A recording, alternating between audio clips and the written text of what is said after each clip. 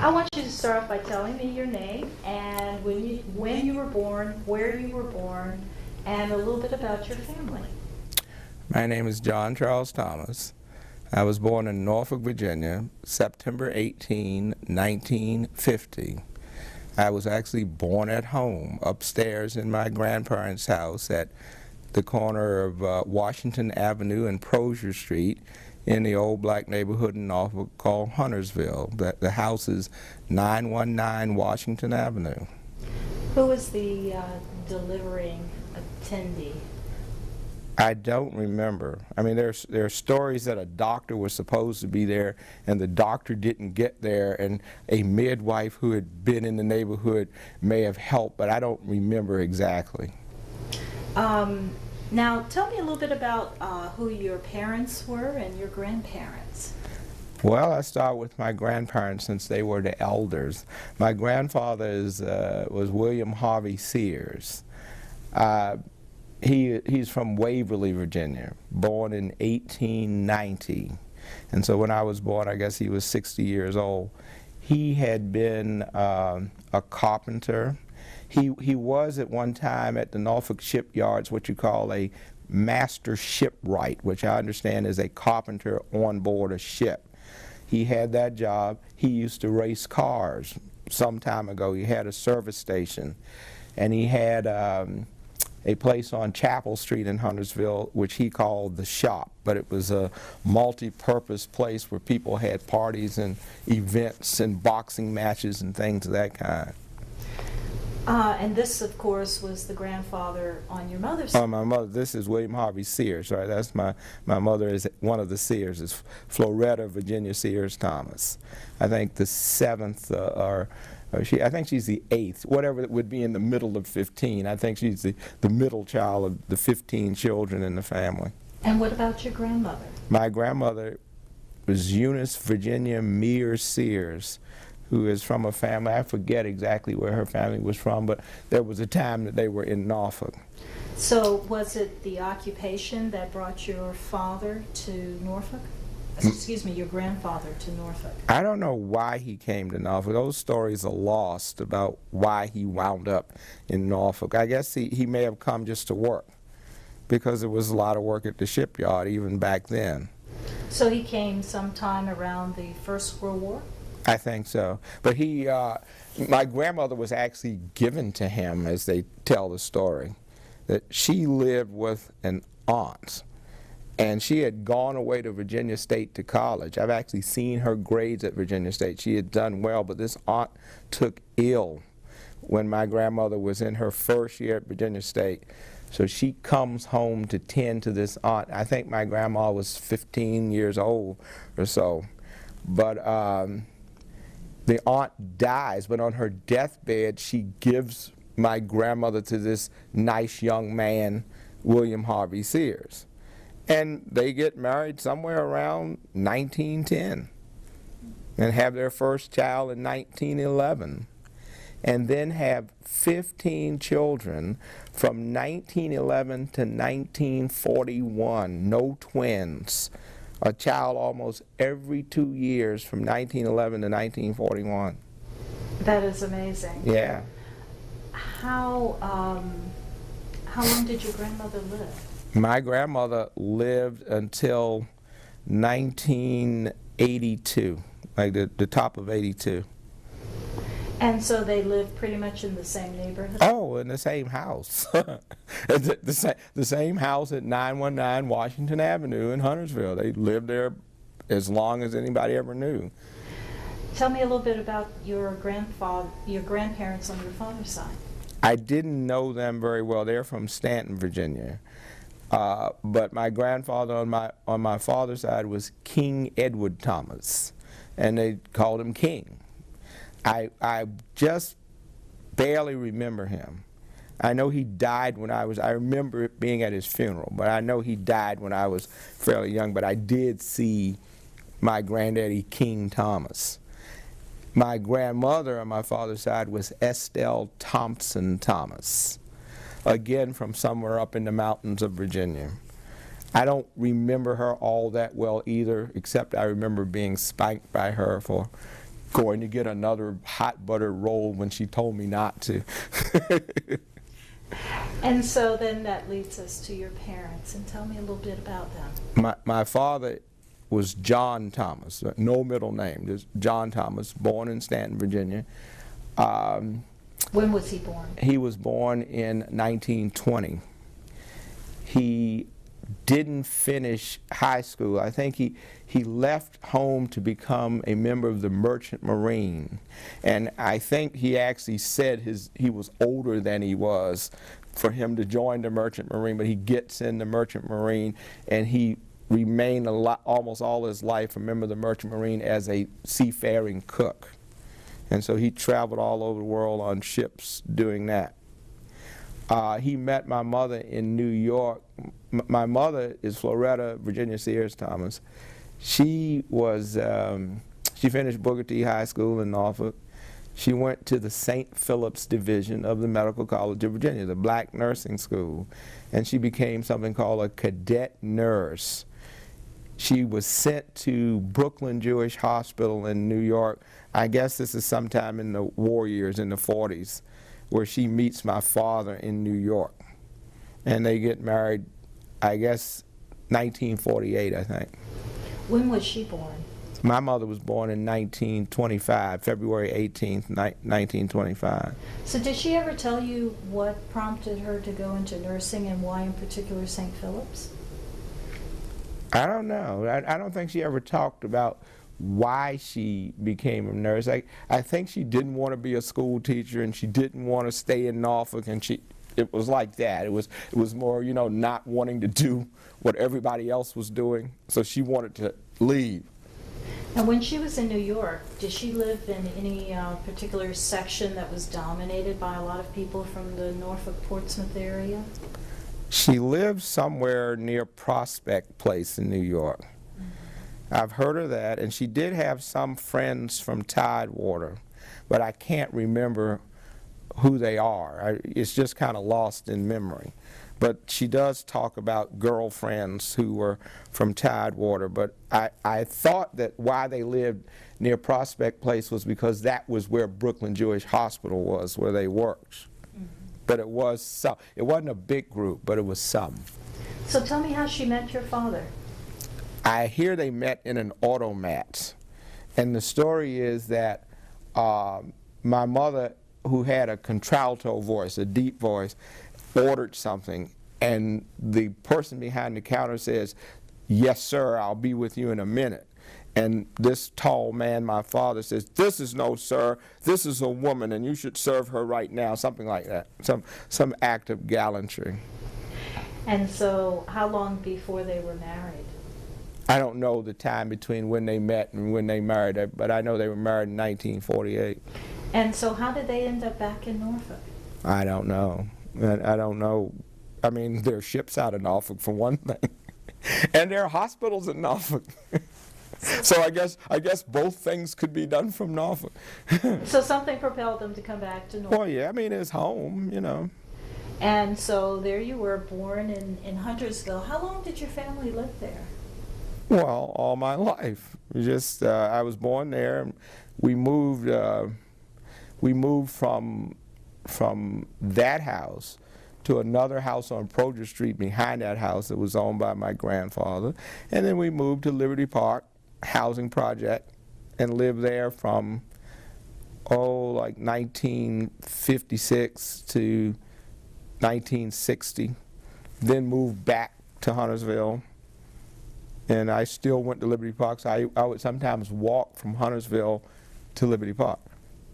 It's a long walk. Yeah. What church did your family belong to? First Baptist on Butte Street in Norfolk. Reverend Bowling at first, and then Reverend E. Paul Sims. So tell me a little bit about growing up in First Baptist. Well, it was a kind of formal church. It was kind of, straight-laced, and not a lot of yelling and screaming, and not a lot of amening, and we knew other churches had folks who played guitars and drums, and we knew other people were singing gospel music, so we were singing anthems. I mean, we were just a very kind of regimented, very formal church. but that's where I was raised. Is that where your mother grew up? Yes, they all went to First Baptist Church, and they all sat on one pew that they still sit on today. Now, the church environment, with it being very formal, and the emphasis is very much and has been on education, what do you think that had any impact on you? Oh, I'm sure it did. When I was young, I was very poor, and the first book I ever had was given to me. But I mean, the first book I owned, not the first book I ever touched, but the first book, this is your book, was given to me by Reverend Sims. And I must have read that book 1,000 times because it was my book. What book was it? I don't remember the name of it. It was about some white school children somewhere in the Midwest United States whose school was destroyed by fire or something, and these children raise money through selling cookies and lemonade and things of this kind to help rebuild their school, and the school is rebuilt, and there's a joyous, exaltation and all this. But I just read this book over and over. So what did Reverend Sims give you that book? I was a little kid in the church who was called upon to speak and called upon to recite verses and called upon to, read Bible verses and be in the pulpit. So he somewhere along the way saw me as a kid who, needed to be prodded along, I think. So let me go back a little bit to growing up in Huntersville. What school did you attend? I started out at Lindenwood Elementary School. Now, the school in my zone was John T. West, and this is a little schoolhouse near the train tracks that all my uncles and aunts had gone to, and it was kind of run down and in tough shape. So in 1956, when I was going to school, my mother decided she doesn't want me to go to John T. West, and so she contrives for me to live somewhere else and have another address so I can go to Lindenwood. So I go to Lindenwood, but I'm not there very long. I'm at Lindenwood from September until the day before Halloween, which I will never forget. Because at school, this is babies now, this is first grade, they had at Lindenwood at that time, for Halloween, you came to school, like on the last day you were in school before Halloween, dressed in your little Halloween costume, and you went from classroom to classroom trick-or-treating. This is the day that I get taken out of Lindenwood to be taken over to Liberty Park. And so I come to school in the morning, and all the kids have their Halloween clothes on, and I don't, because I'm not going to be there. And by the time my mama's coming to get me to take me out, they're marching the halls, and I'm not, which means I'm not getting no candy, and I'm screaming and yelling and kicking and hollering. That was tough for a first grader. Yeah. Now, were you, was this voluntary that you were being taken to? We moved to Liberty Park. We moved from Huntersville to Liberty Park. And so I had to go to Liberty Park Elementary School. So who was your first grade teacher over there? Do you remember? I think it was Miss Hazel. I think that's right. I think Miss Hazel at Liberty Park was my first grade teacher.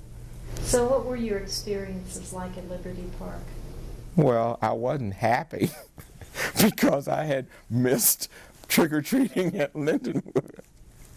But I mean, I had a cousin who went there. My first cousin, Harry William Taylor III, who we call Bucky, was over there. But you would have thought that would make it better, but Bucky would wind up beating me. Anyway, we were in the same classes. We fought so much they had to split us up. But when they took me there, they put me in the same classroom that he was in, I guess figuring Charles and Bucky will be together. Well, now, do you think there was a reason that Lindenwood, and I don't know if Liberty Park did the same thing, had this tradition of going from classroom to classroom trick-or-treating? I never saw that at Liberty Park. And I don't know where that came from at Lindenwood, although I must say I still think it's cool since I missed out on it all those years ago. So you have to go back to Lindenwood. I guess you had to do this, now 51 years later. Well, was trick-or-treating pretty much the same then for you when you were in Huntersville versus Liberty Park, or was there a difference? In Huntersville, I remember that we did trick-or-treat. We did it in both places, too. I mean, as bad as Liberty Park became later, in the 50s, it wasn't quite that bad, and people did have a sense of neighborhood and all that. And so we actually did trick-or-treat, but not all over. You would kind of do your block and the people in your court, and maybe a house or two up one way or the other. You didn't go. There were, like, in many things, there were sections of Liberty Park. Who were some of your classmates who you remember? Oh, I remember Melvin and Melville Mitchell, who were twins. I remember somebody named Melvin English, because I thought that was a cool name. And he called himself Mighty Ever Ready. Wow. Yeah, because M.E., Melvin English. And I remember Kelvin Mitchell. I remember Linda Rose Suter. I remember her because when they integrated the movies, they took us all downtown to the white movie theater, and we were all dressed up in our Sunday go-to-meeting, little black kids coming to the white thing on Granby Street. And you know how in elementary school you got to have somebody whose hand you hold? Well, I was assigned to hold Linda Rose Suter's hand. That didn't sound like a bad job. Well, but see, we get into the movie. And, I mean, this is in Norfolk now, but when they put us in the movie, it was Macbeth. Now, we are elementary school kids. I mean, we don't know anything of Macbeth, but the point was to come because the movie is integrated. They're breaking the school kids. They put all the black school kids from all the different blacks, Bowling Park, Liberty Park, on the first floor in the middle of the movie theater with aisles on either side and the balcony up there. Soon as the lights go out, come ice cream sandwiches, soda, not bottles, but cups of soda, ice, all on our head. And Linda Rose said, I could almost cry about this. Linda sitting beside me, and she has on one of these kind of Sunday hats with a brim that rolls up and a little ribbon that fell off the back. You could not plan this in 1,000 years, except in that moment, a piece of ice cream lodges right on the front edge of her hat, and we're sitting there frozen little babies, and just drips right down her front of her face on her, just perfectly perched on the edge of her hat and dripping down on her clothes. And we're scared and we don't know what to do. And what they wound up doing was the exits were in the front on either side. They wound up having to take all the black kids out of the movie theater towards the front to put us on buses to get us out of there. So who organized this? It was something from the school system. It was all school kids coming to kind of demonstrate the integration of the theaters on Granby Street with a showing of Macbeth for school kids. I guess if you looked it up, you could find that there was this event one day, and it would have been around something like 1963 or something. It was, Kennedy was president, and it was before he was killed. What theater was this? What theater? Oh, I can't remember the names of those theaters. Was it on Granby Street in Norfolk? Yeah, it was one of the big white theaters on Granby Street. I think it might have even been the biggest one, but it's not a place I often went, and I just don't remember the name. Mm-hmm. And so who do you think was responsible for this onslaught? Was this, you think it was organized? Oh, I never thought it was organized. I just thought that was the meanness of it. You know, these were the children. These were the white kids. As soon as the lights went out, everybody, I never thought till later about how we were a perfect target, right in the middle, down center, and all you had to do was just kind of throw in that direction, and you would likely hit us. And that, as soon as the light was out, bam. I don't think the teachers told them to do it. So did they try this experiment later, after this incident? I never saw anything like that again. Did you ever go to the theater again? No. No, you know, maybe I did. I may have gone back for something, but if I did, I went like one other time, but it wasn't anywhere near then. I was a lot older, and I went back, and I can remember, I think I was in that movie theater once more. What grade were you in when this happened? This was, I think we were like 5th grade or so. So let's see. that would have been about right. I started in 1956, so 5th grade would have been like 61, something like that. Now, let's go back to the neighborhood that you grew up in, because a lot of people who became very prominent in Norfolk grew up also in this neighborhood. Oh, yeah. So tell me a little bit about them. Well, you know, that was in the height of segregation when I lived there, and so things being as they were, you would have a black medical doctor right here on one corner, and the black principal would be right here, and the black person who took mail, which was a very prominent job in our neighborhood, would be here, and the deacon of the church would be here, and the minister, and just right down the street. Everybody lived together. And they drove cars. Some would be Cadillacs, and some would be Studebakers, and some would be just heaps of junk. Some people even had carts and things in the street, but it was this incredible mix of people. And we were all right there together, but still, that's Mr. Blah-de-blah. That's Mr. So forth. I mean, there were these people you looked up to, and they were right there for you to see it. And they would say things to you on the street, "Hi, young man, how are you?" and all that. And you took them papers. Took the Journal and Guide, and so I had all these people on my paper route, and I'd go from a very nice house to a very shabby house, and it was just all there. At what age were you when you started delivering the Journal and Guide? Fairly young, because it was like family business and we all had to do it. And so it was a paper route that the Sears family had for like umpteen years. But nobody really wanted to do it, but our grandmother wanted us to do it, and so it kind of devolved to you. Nobody kind of like, I want to take it. It was whoever was around. And since I lived at my grandmama's house at some point, it fell to me. So I'm going all up and down Washington Avenue, Johnson's Avenue, Lexington Avenue, Galt Street, Dungy Street, Tidewater Drive, all that, delivering the guide. It was a fairly big paper route. How long did you deliver the guide? Till I left town. Till I found a way to go to college.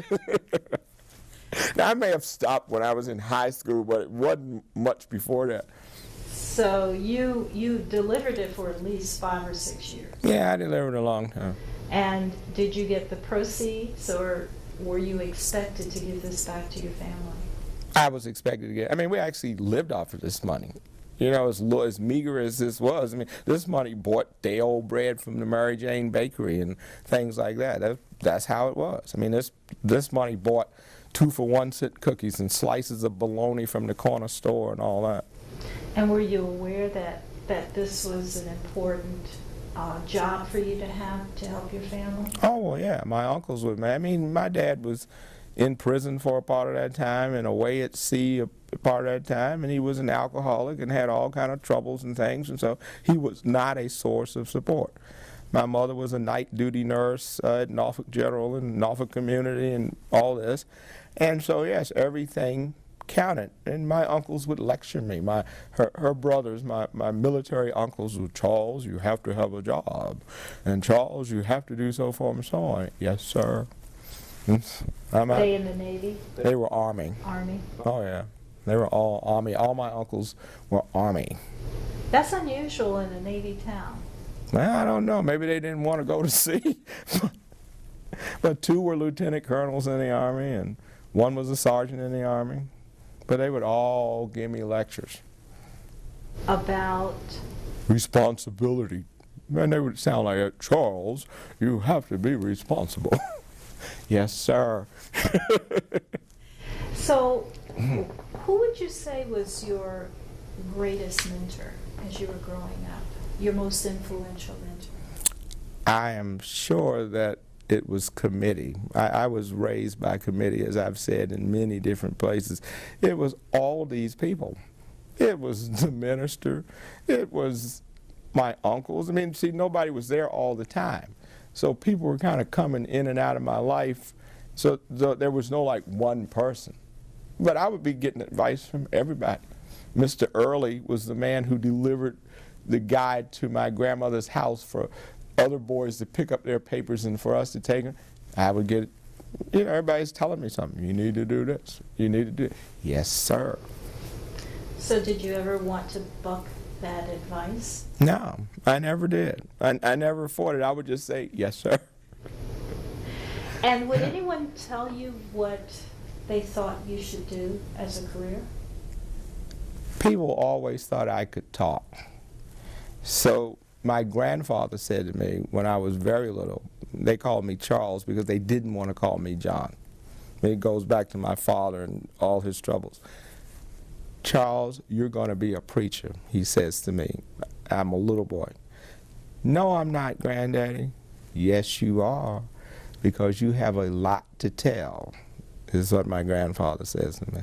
Why did he say that you have a lot to tell? Well, the moment that occurred, my mother had gotten a job somewhere that had a car with it, and it was the first new car we'd ever had. Now, mind you, it was no fancy car. It was the basic Chevrolet, whatever that was, the Biscayne or the Bel Air with the black wall tires and the knobby. It wasn't fancy, but it was a new car. My father gets drunk, and he takes a brick and he smashes every window in this car. I'm standing beside my grandfather watching this on the porch, and this is when he says this, in that setting. He says, Charles, you're going to be a preacher. And I said, no, Granny. He said, yes, you are, because you got a lot to tell. And I guess he was thinking of all the things that I had seen in my young life. And would you say that really influenced your perspective on what you might want to do? I figured I wasn't going to be a preacher. Why? Because I didn't think I wanted to be, but as it turns out, I do preach. You know, I've stand in pulpits all over the world. Mm-hmm. But I never went to divinity school or any of that. I became a lawyer. So now, you've told me in the past that your grandfather was a big influence on you, and especially your interest in poetry, and I was wondering if you could tell me a little bit about that. Well, it's in that same setting, on that same side porch, where my grandfather, by the time I was 4, he had somehow figured out that I had a little memory. So being a big Masonic man and loving poetry, he puts this baby up to learning poetry. And so I could read very early. I don't even know whether he gave it to me right. He may have just told me to, and I memorized a few lines at a time. But he puts me up to learning Thanatopsis as a baby. And then he would put me in front of his friends, these old guys. I mean, these kind of just old men with old man shoes and sitting on the side porch. Charles, recite Thanatopsis. And as a baby, I would be, to him who in the love of nature holds communion. And if I missed a word, he would give me the word. And he would supply, and then I would get a little run going, and I would go on, good, go, and I would, yeah, until, you know, after years. I mean, by the time I was 8 or 9, I could say the whole poem. So it sounds like your grandfather also had a talent in that area. Did you ever hear him reciting poetry? Well, yeah, I mean, sitting on the side porch, but he would recite these old poems that they learned as Masons. And he thought it was the coolest thing. They were deeply impressed by someone who could recite poetry. So, who was it your grandfather who helped you very early on to read, or were these other people? I don't ever remember being taught to read. This is the truth. I mean, there were books all over the place, and I would just get in a chair in the corner and take a book down and read. And I learned to read so early that I can remember the family used to, when the children were around and they were talking about something that they didn't want you to understand, they would spell it. And I can remember being a young kid. I mean, I wasn't in elementary school. And I'm sitting in the room and they spell some word and I go, that's not how you spell that. That's so forth and so on, such and such. Well, I didn't care what they were saying. I just know that word wasn't spelled right. So now, do you remember going to any of the kindergarten schools that the churches had? Yes, I went to Mount Olive Kindergarten in Lindenwood, which was across the tracks from Huntersville. So it was a great cultural excursion to go across the tracks. I mean, there was these were 2 black neighborhoods divided by the the train track, the big coal trains came down, and one was a lot more upscale than the other. So you felt that big division even as... Oh, God, yeah. The houses were better across the tracks, and the streets were cleaner, and they had sidewalks and things which we didn't all have right across the tracks in Huntersville. And so, the school I went to was not my church, it was Mount Olive, which I didn't go to regularly, but that's where I went to kindergarten. And do you remember, you said you did not remember actually learning how to read, but they obviously must have had a program there. Well, I read. I mean, if they told me to read something, I would read it. So how did that influence your early years in elementary school, that you were so far ahead of the other students? I can actually remember, I hope this doesn't sound braggadocious, I can remember being in the reading circle in first grade at Liberty Park, and just sitting there as the children go around, see, spot, run, see the dog. I had read the entire book sitting there in the circle. I had turned the pages, read the whole book, and I'm sitting there. And when the teacher gets to me, I go, see, spot, run, down the hall, jump over the fence and go to father's car, and then bark. So they would just take me out of the circle, and they would put me at a table by myself. And I think I can remember showing the teacher that I had taken like long words, and I was finding the little words in a longer word, like encyclopedia, see how many words I can make. And that made this teacher happy, so she would let me do that while the kids were reading books. But the librarian would let me have extra books. So I wound up being the person who cleaned up the library, the little library at Liberty Park. And I think her name was Miss Loudon. Miss Loudon would let me take extra books home for being the library helper, so I read more books. So your experiences growing up really helped to cultivate how you at least viewed reading? Yeah, knowledge? for sure. How did that influence the rest of your schooling, going to junior high? Where did you go, by the way, to junior high? I went to Jaycox Junior High School. So I got to Jaycox in 1962. And were there any people at Jaycox who really influenced your life? Well, yeah. The one great teacher that I remember, there were a lot of teachers there. Miss Gordon was the principal, who we call Warden Gordon, by the way. Why? Because she ran a tight ship. But everybody called her Warden Gordon behind her back. We didn't say this to her face. You could get in real trouble messing with Miss Gordon. But we all called her, we all whispered behind her back. Yeah. But I was in advanced, whatever the best classes they had, I was in there, which, you know, led to something that people find amazing. But in those days, in the segregated schools, our books were always hand-me-downs. Every book I had ever had in elementary school, some white kid had had before, and they would give us the old books, and they would be all beat up, and we would put brown paper bags on it, and folks had written their names and stuff, but those were the books we had. Because I was in the advanced classes when I got to Jaycox, they came out one year, sometime in the 60s, with the new math, the set theory and number theory and all that, and they had to have a new book. And it is amazing that at 57 years old, I should remember as a child getting a new book, how big a deal that was, because it was the first new book I had ever had as a school child in Norfolk, to open this kind of blue-colored math book that was the new math and write my name in it in pencil so it could be erased. I mean, our teachers wouldn't let us write with markers all on it. Write your name with the pencil so it can be erased the next year. That's interesting. So what did you excel at? Obviously the language skills, but anything else? Well, I finished first at Liberty Park. I finished second at Jaycox to Josephine McDaniel.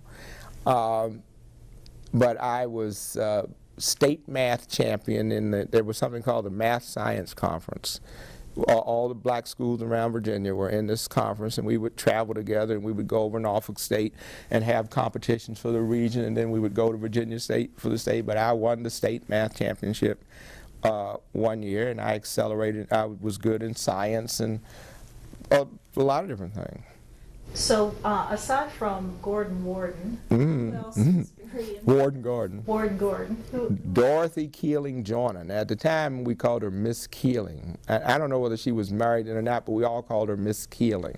But this was the English teacher in, oh, what grade might that have been? I don't remember what grade it was. It may be like 9th grade or something. But she was one of the great old teachers who had you standing up reciting and who just wouldn't take less than the best for you. And she would say things like, you know, we had these hall pass, that you had to have a hall pass to go to the restroom during class. And I remember her telling the class, which was, you know, it struck me even as a young kid, all the other teachers, you had to go ask for the pass. They would keep it in their desk. And it was a big deal. You had to have, no, yes. She tells us, boys and girls, y'all are big children. I'm not going to hide this pass in my desk. I'm going to put it over there on the wall. If you need to take the pass, you take it, you go, you do what you need to go do, and you come back, and I better never find out that you do anything other than what you're supposed to be doing. Y'all understand? Yes, ma'am. And so here was this lady trusting these little kids and giving us responsibility, and we just thought that was cool. But she would say things to us like, if you don't shut up in my class, I'm going to come over there and smack the grease out of you. And at that time, she could. Well, she never did, but, you know, she just didn't take any mess. And everybody loved it. And so we were there. She had us reciting, these little black kids, still in segregation. We were all reciting the Shakespearean soliloquies, and we're all doing plays, you know, classics and all this. And that's what we did. And we're all writing papers, and we're all doing sentence structure, and we're all diagramming sentences and going to the blackboard and the whole 9 yards, and being taught from hand-me-down books. Well, now, what kind of anticipation then of your career was established at that time? Because obviously excellence was demanded by the teachers. Well, I mean, they actually would tell us, and it's something that black young people today may not hear anymore, but in those days we were told, you have to be better than the best. When you leave this environment, nobody is going to give you a break. And so you have to be better than anybody out there. So that was the push. And so, yeah, we got that message. And we also got this message that we were in a battle for equality, and we were in a struggle for freedom and all that. This was, you know, so when Martin Luther King spoke, y'all better come back with a report. What did he say? And so, all that. So were you ever inclined to be an activist? Well, I was, in my small way, but that didn't actually happen for, I mean, I was deemed to be a student, you know, I was president of this and blah, blah, blah, and class representative and the whole 9 yards, but I didn't do an activist thing until I was at Maury High School in Norfolk. So we'll get to that yeah, one in just a second. My first activist thing was at the White High School. Were there any other teachers who influenced your life? I can't remember any teacher like Miss Keeling, as we call her, now Miss Joyner. I don't remember any others. There was a science teacher named Tom Newby, who was he wasn't, you know, with me as long, but he said things to me that caught my attention. For example, he was my homeroom teacher and my science teacher. But there came a time when there was an election for class representative, and I was running against a guy named Henry Tucker, who's raised in Norfolk as I was. And when time came to vote, when Henry's name came up, I voted for him. And, you know, other people voted for him. And then when my name came up, he voted for me, and other people voted for me. I think I won the vote. But Tom Newby says then, neither one of them deserve to be your class representative. We need to have a new election. Everybody said, why? And he says to us, if a person can't vote for themselves, they don't deserve to hold office, which I have just never, ever forgotten. I just never forgot that. So when I do interviews now for scholarship programs and things, I will always have a question that comes from the Mr. Newby theory. And I will say to somebody, why you? Why you? And I'm thinking, vote for yourself. So that made an impression. Oh, yeah. It really did. So now, you had an interesting experience when you left junior high, going to high school. Now, where were you originally supposed to go? Booker T. And what happened? The summer of 65. 65 is the year of freedom of choice in the South. And this is the time when Southern schools all figured it out. They said, here's how we're going to implement Brown versus Board from 1955. Any white child can leave their white neighborhood school and go to any black school of their choice. And any black kid can leave their neighborhood black school and go to any white school of their choice. There, you got freedom of choice. We're integrated. We're done. Well, the black teachers knew, and all of us knew, no white kid was going to leave their nice schools to come to our schools that were, you know, underfunded and run-down facilities and hand-me-down books and all that. But the black teachers get a group of us in a room back in Mr. Newby's room, as a matter of fact, way back in the science corner. And they get us in the room and they say, who's going to white school next year? What? Who is going to white school next year? What are you talking about? Y'all are going to white school next year. Why? We are fighting for integration, and if you do not go to white school next year, it's going to fail. Now raise your hands. Yes, ma'am.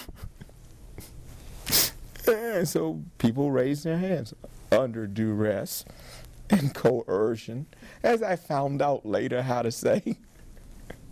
So how many? Was it the entire class? Well, it wasn't a class. It was the kids who they thought were the smart kids in school. So it might have been like 20 kids, the ones who were routinely, you know, the kind of usual suspects who were going to be leading organizations and things like that, because they were always thinking about putting our best foot forward in those days. And so they were thinking, we're going to send somebody who can do it. So they get this group in there, and say 18 of the 20 raise their hands. Well, that's the summer of 65. What did your parents say? Well, my daddy wasn't there. And nobody told me, no, you can't do that. They just kind of took it. You know, that was in the middle of the struggle. And okay. But that summer, my daddy did one other bad thing, and so my mama decides to leave. And being in Norfolk, when a Navy ship is relocated from the East Coast to the West, for example, like an aircraft carrier, the sailors leave their cars. I don't know whether they still do this now, but there are these companies that they would leave their cars with these companies, and they would deploy with the ship. And you went to the company, and if you had a valid license plate, license, you could deliver the car from Norfolk to, say, California, and you would have transportation. And you would give the car to the person over there, and if you were lucky, you would get another one coming back. My mama gets one of these cars to leave Norfolk because of my daddy. And we drive out to California where we're going to live. We're leaving Norfolk. She gets a job as a night duty nurse. We stay in a very rundown motel on in South Central LA on Figueroa Street. Something called Hayes Western Motel. We just got this room, and we're living in LA, and the riots break out. So you're in Watts? I'm in Watts in the middle of the riots in the summer of 1965. Now, do you have any siblings? My brother and two sisters were there. My baby sister was born in 1963, so she was a baby. And my other sister was born in 1957, so she was a little girl. I'm born in 1950, so I was 14 going on 15 at the time, and my brother was born in 54, so he was about 10 years old, but I'm the oldest one. And my mother would leave us all together when she went to work at the hospital at night. And so I was responsible for these kids, and the riot breaks out. And what do you all do? Well, we knew some people from Norfolk. So after the first night of the riot in L.A., people didn't know that there would be another night of the riot. So the next night, we're with these people from Norfolk, and we decide to drive down to where the riot was the night before. And we're in this car, and we come to the corner of Imperial Highway and Avalon Boulevard, which is where the riot broke out. And darn if it won't still the riot going on. And we're at this stoplight in the middle of the street with buildings on fire and people putting up the peace symbol and burn baby burn and the whole 9 yards. And what I remember was the light was red. There were no other cars there, and this guy stops the car at the red light in the middle of this intersection, because when you're at a red light, you stop. Well, his wife, get out of here, we're gonna die. So he roars from the intersection. And we don't go back to where we had come from. My mother says, this is history. I want my children to see this. We drive up a few blocks, park the car, and as we're parking, the police are cordoning off the area. You see the blue lights, which was so different than most police departments didn't have, but the LA police had these blue lights, which I thought were pretty. But they came down the very street that we had parked on, and we ducked down in the car. And that street we were on was the cordon off street. As soon as they leave, we get out and we walk back to the corner of Imperial Highway and Avalon Boulevard. I've never seen a picture, but I'm betting there's a picture somewhere of us standing right at that corner. So your mother wasn't afraid? No, I don't remember being afraid. We just knew stuff was going on, but we stood right at that corner. I saw somebody, I think it was a white family, I mean, this is horrible, but they were driving through there and their car gets caught and people are rocking their car and the police are over somewhere else and they come like a flying wedge to surround this car to get out, and all that right in front of me. So how long did you all stand there watching this? We stayed a little while, and then at some point, not long after that, the troops came into town, and there were the machine gun embankments and all over the city. And at some point, I said, Mama, we got to go back to Norfolk, because if we don't, we're going to be dead, and nobody's going to even know who we are. So we get another one of these cars, and we drive back to Norfolk. But I had been gone the whole summer. And when I get back to Norfolk, half my classmates from Jaycox, who had under coercion said that they were going to Maury, they had changed back to Booker T. But when I get back home, school has started, so I can't change. So I'm at Maury. So what was your first day like at Maury? I hardly remember. I can hardly remember. I mean, it was just what finding your classrooms and all that. Nothing happened, no incidents or anything. Were you fearful or nervous about going to this predominantly white? Well, yeah. It was big. It was in another neighborhood. It was another part of town and all that. Were all your teachers white? Yeah, at that time. Now, some black teachers came later, but in 1965, they were all white. So, did you have any experiences coming in where there are assigned seats in the classroom? I just don't remember that. I mean, I don't remember any incidents coming in. Did you have any teachers who took an interest in you? Yeah, there was a Spanish teacher named Katarina McLeod who was very kind. I mean, she saw, I had Spanish in JCUS, but she saw that I was not at the level that her kids were, so she would meet me earlier in the morning or stay late in the evening, and she loved the fact that I was Juan Carlos, who was the King of Spain. And so I had the perfect name for the Spanish class, and so she started calling me Juan Carlos, which led to my classmates calling me Juan Carlos, which then led to them calling me John Charles. And so then all of a sudden I have a double Southern name, which I had never had before. I'd either been John or Charles, but only at Maury did I become Juan Carlos, and then Jean Charles. So that gave you a different identity. I guess, yeah. Were there any other teachers who encouraged you? Had you thought about college as a given, or was this something that was cultivated later? Oh, I had known I was going to college. It was I mean, you know, my family went to college and all, so it was a question of where I would go to college. I remember a man named Mr. Brown, who I think was, he was a government teacher, and he was deemed to be the very philosophical and thoughtful kind of guy. And then there were other experiences that weren't so good. Such as?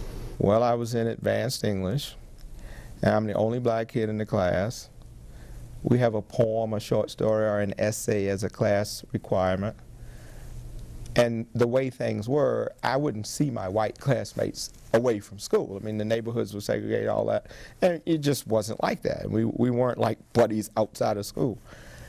And so I come to study hall before that class one day, and I look up, and all my white classmates have these typed themes in their hands with the folders on it. And I go, oh, God, the assignment is due today. I forgot, and I didn't have any way for somebody to remind me. So I say, I guess I have to write a poem. Now remember, I've been around poetry all my life. And I write this poem in minutes.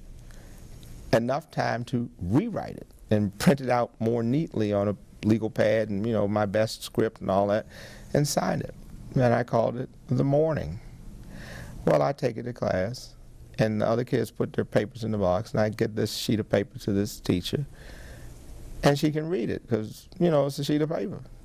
So when the class convenes, she walks over to me, and she holds this paper by the corner, and she gives it back to me, and she says, I reject this. I do not believe a colored child could write this.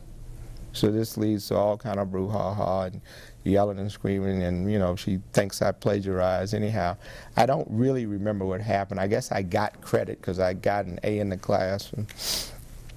So were you yelling at the teacher and she was yelling? No, my mother got involved in something, but I said, yes, I did, and, you know, now you didn't. Anyhow, I wound up getting credit, but the poem is never, it wasn't put in the school newspaper, and it wasn't put in the citywide competition. It wasn't this and it wasn't that. So, I'll tell you the poem. You want the poem on film? Yes. Here's the poem I wrote at 17. It's called The Morning, and what I wrote in that 15 minutes at Maury High School in 1967 and trying to desegregate schools was, the morning is a time for man to rise, review the things that formed his past, make all his disappointments and mistakes quite clear, so they will be his last. The morning is a time for man to think of all the things to come, to plot, to plan, to try his best, to be ahead when day is done. The morning is a time for man to dream of things not yet conceived, to gather his thoughts and ideas round the things that he alone believes. The morning is a time for man to rise and think and dream and see that all the world depends on men who with thoughts of hope the day begin. What inspired that poem, aside from the assignment is due? Well, my minister, Reverend Sims, that Sunday, and I can remember this because the way I write, I don't go to write a poem. I either write it or not. He had preached about this man with a watch, which was very expensive, that he wound up every night, but the next day would lose time. And he took this watch to all these specialists, and the specialist said, there's nothing wrong with your watch, until one of them said, well, when do you wind up your watch? And the man says, I wind it at night when I go to bed. And the man says, but you need to wind it in the morning so you can begin the day on a strong spring. Now, the point of the sermon, of course, was that we should pray all the time, not just at night, but in the morning too. But that's what that Monday, that what was in my head, was the thing about you should start the day on a strong spring. And so I just went, the morning.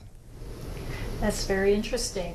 Was this your first poem, or was this one of many? It's the first poem I ever wrote. I never thought to write a poem until I was in that moment when the assignment was due in the advanced English class, and I didn't have anything, and was no fix for it, and so I just wrote a poem just like that. Now, eventually, you received a scholarship to go to college. Now, tell me how that happened. I won I was a National Achievement Scholar in the National Merit Competition. And as I understand it, there was a time that I was a National Merit semifinalist. But in those days, I don't know what they do now, but back in the 60s, if a black kid got a certain grade on the National Merit, they won the national achievement. And so you didn't know whether you won the national merit. And I've always wondered whether I would have won the national merit. It was the same amount of money. It had very strong prestige to it, but it had the money. And so I had, I think it was $2,500 to spend anywhere I wanted to go to school. Well, I get letters from everybody, all over the country. I mean, I don't know where they are now, but I get letters like this, you know, come to our college, come to our college, but not from UVA. Interesting.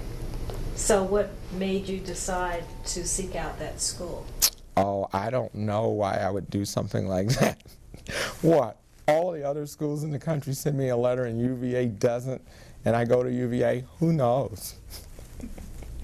So obviously you knew about UVA, and what was the process of actually getting in? I found out about UVA because Maury High School had done well in basketball that year, and our team went to the state basketball championships at UVA.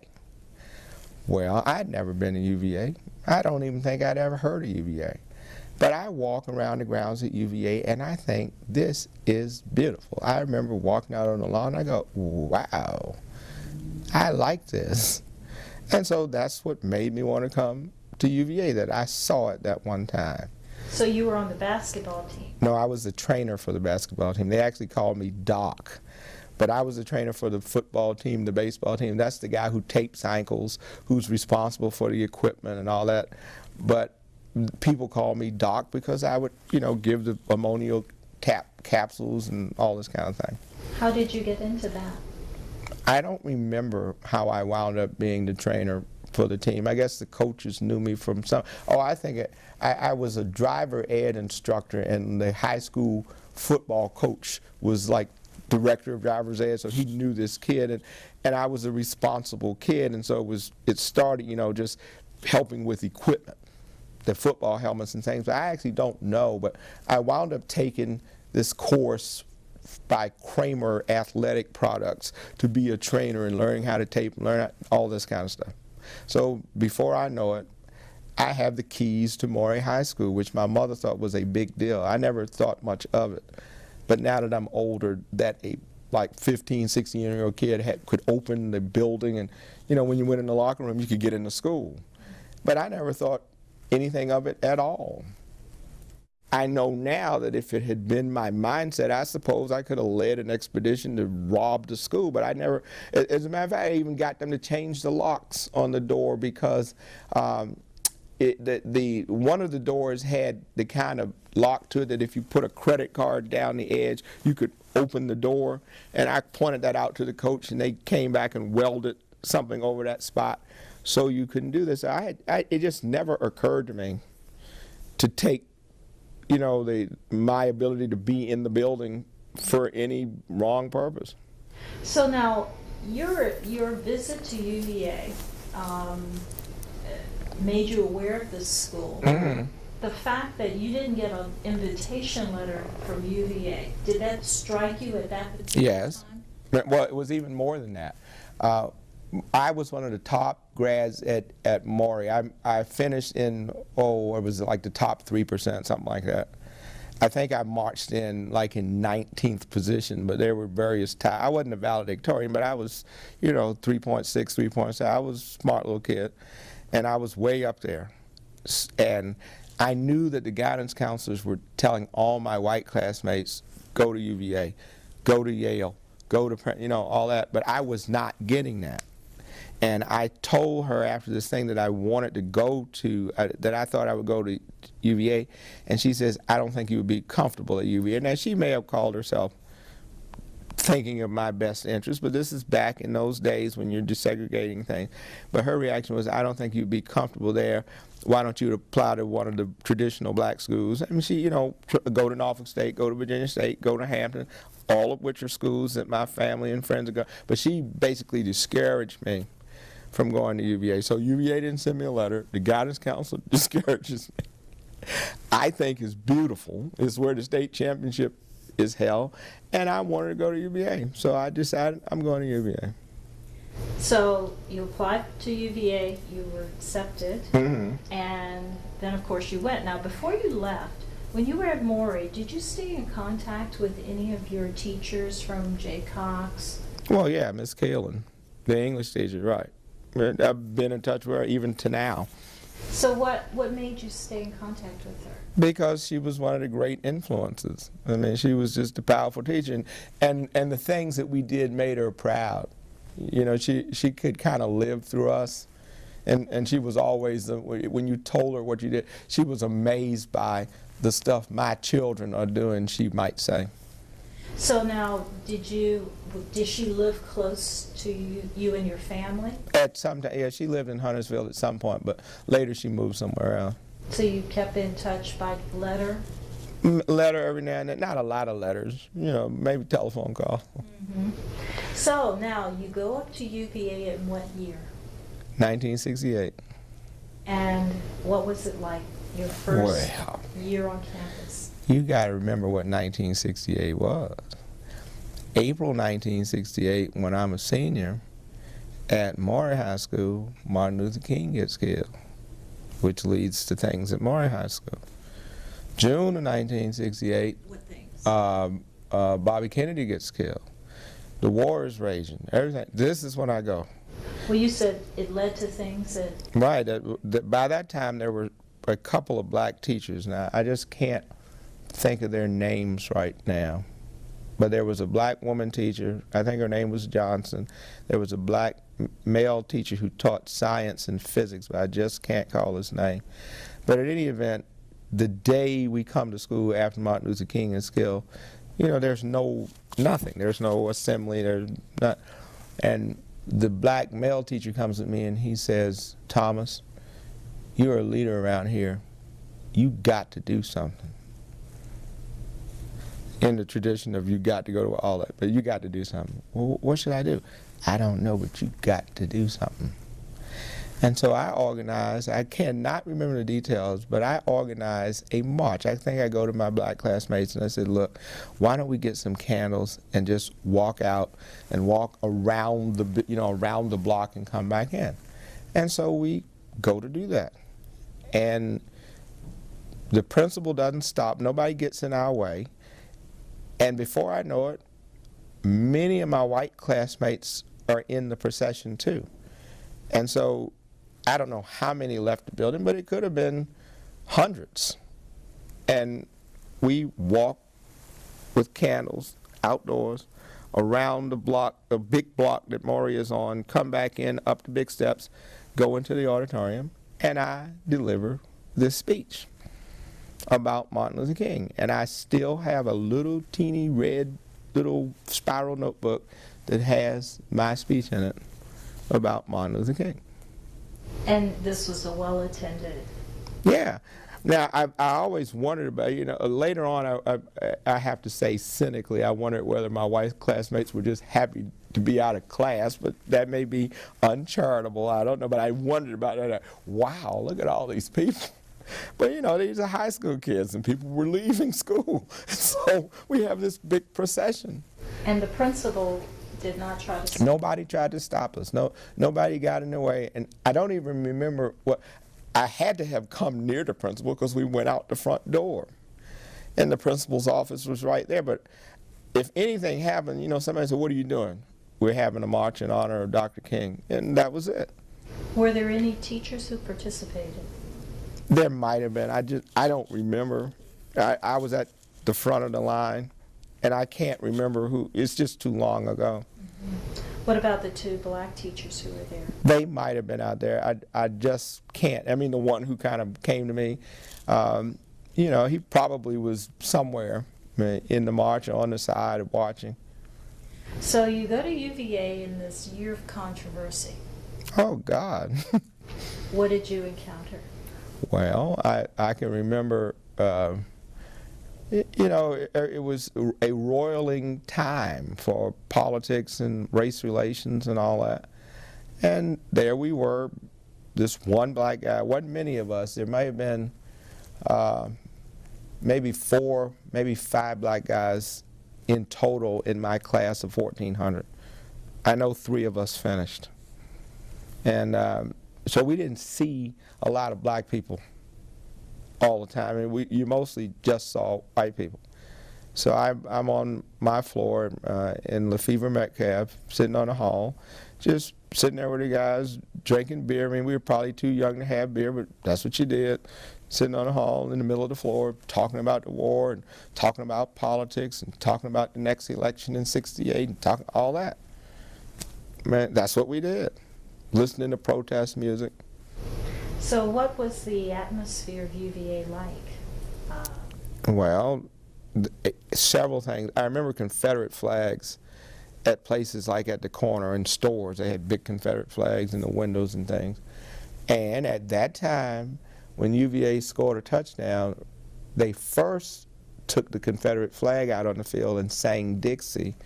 Then they sang the good old song. But they sang both those songs.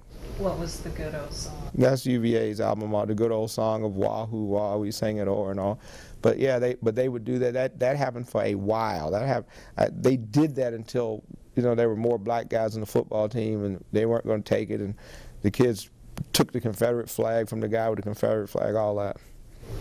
Did that create any kind of fighting? All kind of stuff. Let's say I was the president of the black students by then. And when did you become president of the BSA? It was called the Black Students for Freedom then, but I became president. George Taylor was president my first year, so I became president the next year. I became president the year of '69. I guess what it would be like the fall of '68 going into '69, my next year. So that's unusual for a second-year student to become president of. But remember, it wasn't but like a handful of us. I mean, I'm talking about in the whole University of Virginia undergrad, there might have been 10. So. And who was the faculty member who helped to sponsor that club? I don't remember. I guess we did have that. It was probably Wes Harris. He was the only black professor at U. He was a physics professor who had gone to UVA undergrad and gone to Princeton, so it had to be Wes. But I don't ever remember thinking of him as the faculty advisor. He was just like the person at whose house we hung out. And so were there any specific initiatives that you helped to start? Well, yeah, there was something. When I was there, we created something called Spring Fling to bring young black kids to school. I actually recruited. I was on the staff of the admissions office. And I had George Taylor and we had one of these great big black state cars that looked like a police car. We would ride from Charlottesville to the black high schools. I mean, Peabody and Huntington and Booker T and Crestwood and Norcom to invite black high school kids to come to UVA. That's what we did, all up and down the highway. And you know that tradition continues. Oh yeah, yeah. But I was there, we thought it up. Let's do something to bring these kids here, introduce them to UVA early.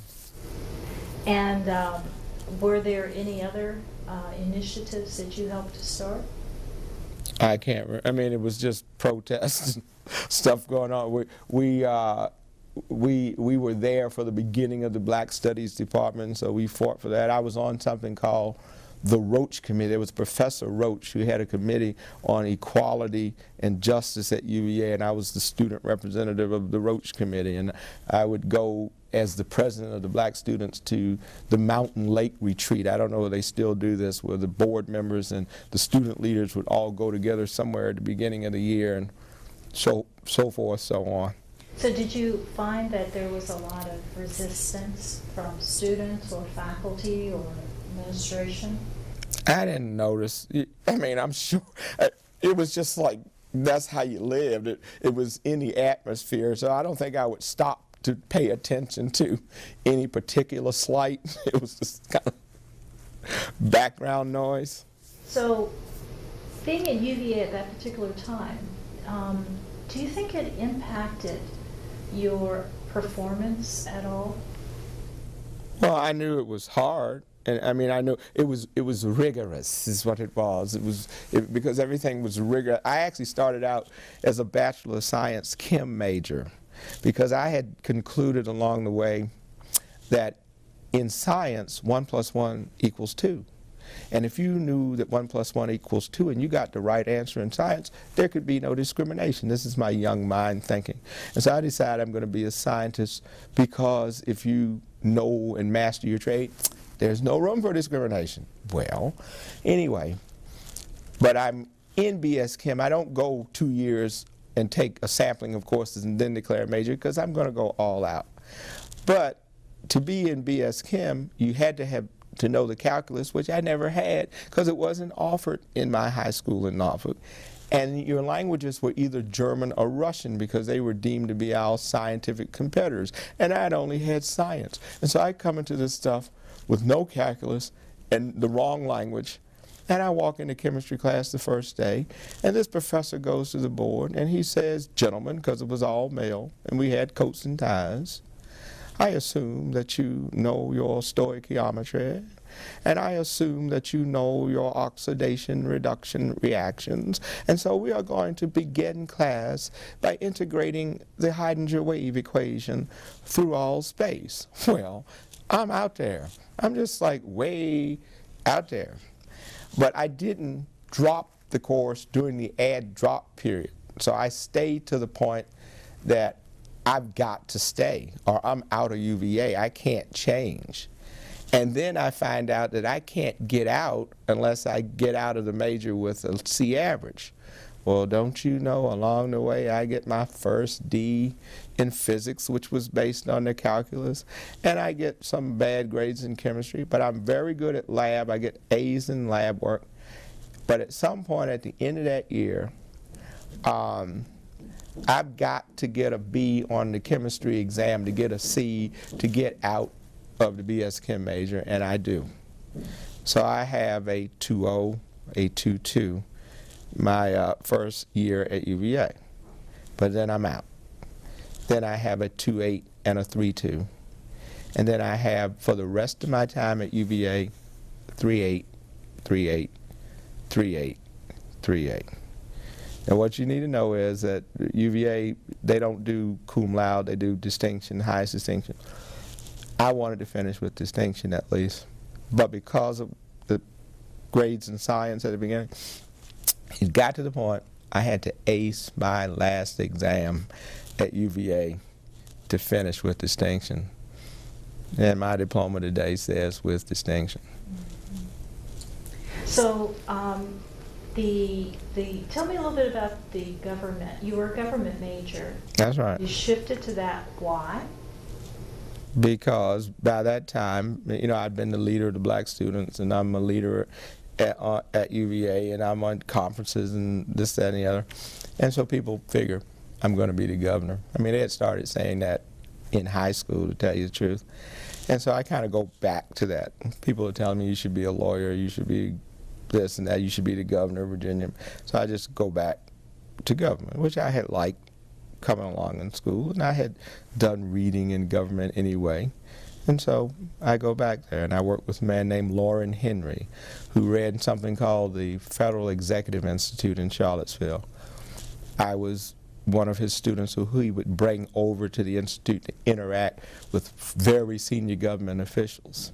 And I can remember he brought me there. Remember, I'm a young kid now, and this the time of the Vietnam War, and there are admirals and stuff in the room, and I'm telling them how closed-minded they are, and y'all just don't understand. Well, it seems to me y'all just need to die so new people can take over. I actually say this to like very senior government officials, but of course Loren Henry thought it was cool. for them to see a real student activist tell them to their faces. So was that the only reaction, that they thought it was cool? I don't remember what the people in the room said. You know, I just was telling them, y'all got a wrong idea, you're not paying attention to us, we are telling you that we need to be out of Vietnam, whatever it was. So your experiences then as a government major were pretty positive. Well, yeah, it actually led to my first government job. How so? Because Linwood Holton is elected governor of Virginia in 1969, and he says in his campaign that he wants to include young people in the government. So he wins, and I write him a letter, and I said, Governor Holton, my name is John Charles Thomas. I'm a government major at the University of Virginia, and I'm young. I want to be in the government. Well, don't you know? He appoints me to the Virginia Commission for Children and Youth, and that made me the youngest governmental official in America, because I was not 21 years old, the vote was not 18-year-old vote yet, but I'm on a state commission, which made news. What motivated you to write this letter? Because he said that he wanted young people in the government, and I figured, I'm young, I want to be in the government, and I write him. And so was this your idea, or did someone prompt you? It was my idea. I write the governor. You said you want me? Here I am. And so this experience, did it get you to thinking that law would be a good career? Oh, I was already, you know, kind of thinking the law thing. Because people would tell you, John, you need to be a lawyer. If you're going to be governor, you need to be a lawyer. One person told me, I think it was Senator Bablis from Norfolk, he says, the one thing about being a lawyer, you can control your time. And so you're not tied down to an office. So if you're going to be a politician, that's what you need to be. So people were kind of telling me that. So you thought immediately UVA law, or were you thinking other law schools after graduation? I was figuring UVA. Was there a reason? Well, it was, as a matter of fact, it was an interesting reason. My family life was so messed up that I had already applied to have been accepted at UVA, so I was in their financial aid system and all that. But other schools wanted like a family statement of resources. Well, my daddy was somewhere in the world, and my mama was someplace in New York, and having left Norfolk, and it was too hard to do. And so I figured I'll stay at UVA where it's easy and they already know me, and whatever I have just kind of carries forward, which is what I did. So I didn't apply to any other schools. And so what other opportunities did you find you had at the law school? And did you continue to be an activist? Well, see, before that, after the Virginia Commission for Children and Youth comes something, I get this call one day saying, John Charles, we want you to go to the White House. And I'm, what? Nixon is president. I had been chosen from UVA, actually nominated by UVA to be co-chair of the National Task Force on Education for the 1970 White House Youth Conference. I just get this call. As I was working in Norfolk for the phone company, sweeping floors out at Lynn Street for the telephone company. And, you know, I was just down and dirty underling. I dusted things. And somebody comes running to me. The White House is calling for you. The White House is calling. And I go, okay. And I take this phone call, and boy, they just are all aflutter. The White House is calling this guy who's out there sweeping floors. And the next thing I know, I'm gone to D.C. But when I come back, they want to put my picture in the local phone company paper. But they don't want me with my broom, so they give me the helmet and the belt and all the stuff that, like a real telephone man, and they take my picture. And this was what year? Somewhere around 1970, something like that. And so what did you do at the White House, and how long did this last? I just went for a meeting the first time. I just landed in D.C., went for a meeting. But the conference was around the country. My co-chair was a man named Robin Fleming, the president of the University of Michigan. And because I was the youth co-chair, he would let me pick places to go. And so I would say, let's have a meeting in San Francisco. And of course, you can have me because it's all over the country, so you meet wherever you want. So we met in Washington, we met in San Francisco, and then the conference was at Estes Park in Colorado. And what was the purpose of the conference? It was to see the views of youth on several topics, and so we had you know, a range of discussions. What are the problems for education for black children in the city? And because of the nature of the thing, what is it like on an Indian reservation? What is it like in these schools? And we actually fought about the makeup of the committee, like how many blacks were on it, how many whites were on it, and all that. Why did you fight about the makeup?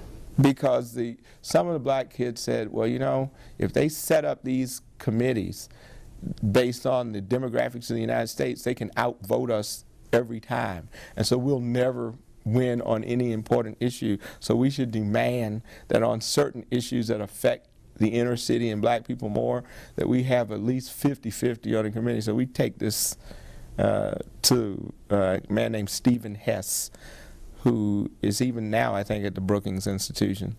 And we go barging in, you know, we want this, we demand.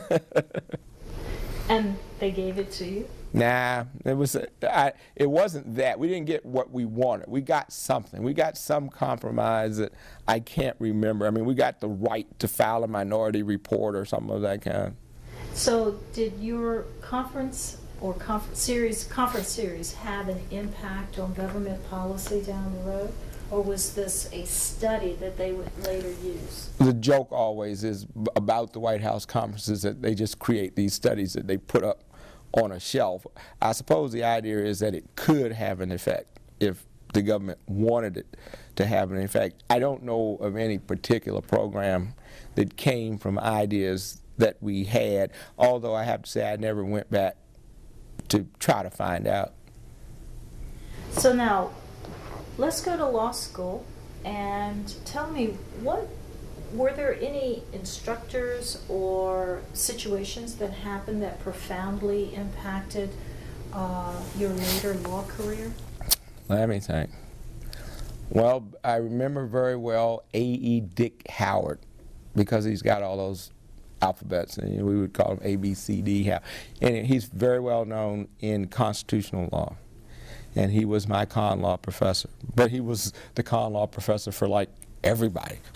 He's been at UVA since the 60s at the law school. So he's probably taught almost every governor, every attorney general. So we all knew Dick Howard. But I can remember being you know, taken by Dick Howard's teaching style and have gotten to know him well over the years. And but remembering things from his class when the day came that I was a justice myself. So you think that he impacted your perspective? Right, yeah, your view of the Constitution. It will come from your con law professors. They will teach you things about how to look at the Constitution and the nature of the document and what it was trying to do that stays in your head. So what is your perspective on the Constitution? I don't have any fixed rule. I mean, I know people have these theories about how to apply the Constitution, strict construction, and all that. I always thought that, as Virginia says many times, it's a matter of reason, that you have to make sense of the words of the Constitution in the time in which you live, because they wrote at a time when things that we have, they knew nothing of. And so you can't apply it the way it was in that day, and I know that the way it was applied in that day, I would be a slave. And so I'm not going to be doing strict construction and original intent, because I would be excluded if that's how I looked at the document. Is that how your professor looked at it? I don't remember him saying it exactly that way, but it's no particular thing he said, but it was a kind of way of reasoning and a way of thinking, and, you know, all these tests about things being arguably within the zone. I just was kind of captivated by the language of the discussion of the Constitution. Mm-hmm. And what were some of the committees or organizations that you joined? Well, I was BALSA, the Black American Law Student Association. I was on that. And let me see, when I was in law school, I was probably, I was doing other things. I mean, to tell you the truth, from the time I went on the Virginia Commission for Children and Youth until I went on the Supreme Court, there was not a time in my life that I was not on a state, federal, or local board or commission from the time I was 19 years old or 18 years old. So that's where most of your energy for activism was directed? In government. I was in and around the government from the time I was 18 in official ways. And so when I was a justice at 32, I'd been in and around the government 14 years. I wasn't really brand new, but I mean, I was a new young justice for sure. Mm-hmm. And a lot of people obviously knew you. Yeah. Because of these, what were some of the other boards you served on? Oh, I just can't remember. Many. Yeah. Well, let's go after law school. You graduated in 1975. And prior to leaving law school, did you take the bar prior to graduating? Yeah, and I had clerked in the summers. My first summer after the first year, I clerked at the Justice Department, Civil Rights Division, Race and Sex Discrimination, with, I remember a man named David Rose and others who were the Justice Department lawyers during the time of the Freedom Rides and the desegregation of the South. I actually worked with some of those guys. And I went on cases. There was one case I was on where I actually found the smoking gun out of millions of documents. I just happened to be the guy. There was a discrimination case against a major American business, and I won't say what it is, but it was a major American business, and they had boxes of documents, and it was about what they did to black people who came on to work there. And black people kept complaining that no matter how qualified they were kind of sent into a certain line, you know, like you have to be a waitress. You can't be an executive. So I find this one, and we're sitting with the FBI with cameras taking pictures of documents. I'm on the staff of the Justice Department. We're in a big warehouse in New York somewhere, and boxes are to the ceiling, and I just get this box, and I'm just looking to the box, and I pick up this file, and it's this black woman, and you flip through the file, and she got a high rating on this, and she got a high rating on that, and she gets a high rating on this, and then you see somebody's note that says she should be so forth and so on. She should be in line for the management course, blah, blah, blah. And I go, okay, and then I flip the page, and there's this pink slip of paper that's attached to her file that says, take no further action on this file until you talk to me. And then the next sheet of paper, she's a waitress. And so I find of all the millions of files, and I jump up and I recognize what I got. Look, look, look. Kaboom. That must have been exciting for you. It was amazing to be I mean, it's like winning the lottery, to be in a room with files up to the ceiling and the box that you happen to open. Just got it right in it. Were there other files that had similar evidence? Oh, I don't know. I mean, I didn't keep looking at them. I pretty much had found the smoking gun. So it's interesting that you didn't decide to go into the Justice Department. Was there a reason? Well, my family was poor, and government service didn't pay a lot of money. And I had to have a job, really. I mean, I was about the one in the family that had a job. And even then I was sending money back home. I'm not trying to pat myself on the back, it's just the truth. But the next summer I clerked at Gibson, Dunn & Crutcher in Los Angeles, which is one of the great firms out there. And I think I made $200 a week, which was just stunning for my family, that anybody could make $200 a week. Good God, you know. Wow, isn't that incredible? And so then, you know, I didn't go to L.A. because I couldn't be in Virginia. You wanted to stay in Virginia? Yeah, I mean, I went to L.A. It was a cool job to get. To be invited to be a summer clerk at one of the great L.A. firms, I went. So did you still have the ultimate objective of becoming governor at that time? I think at that time I probably still thought about being governor. I knew that it was hard. I knew that politics were hard. I had been on people's campaigns and been door to door and driven people to the polls, and but you know. When did you do all of that? As a kid in Norfolk, you know, I remember my granddaddy, you know, get people out, go tell me it's time to go to the polls. We have a card, just all my life. So your grandfather paid his poll tax then? Yes, I guess he did, and my mother was an activist too. I mean, that's what you did. You were out there campaigning for, you know, I can't remember all, but I do remember Senator Babelis and being on his campaign and going door to door. So tell me who you eventually decided to accept, what offer you decided to accept as in the law. Well, as it turns out, that when it came time for a permanent job, I only had one offer. Why is that? Well, I had pretty good grades. I had honors grades. I didn't have the highest grades, but I had 3.5, something like that. I was a pretty good kid. And I had some 3/8 semesters and so on, so I was hanging in there. I had 95 percentile law board, so I was pretty good.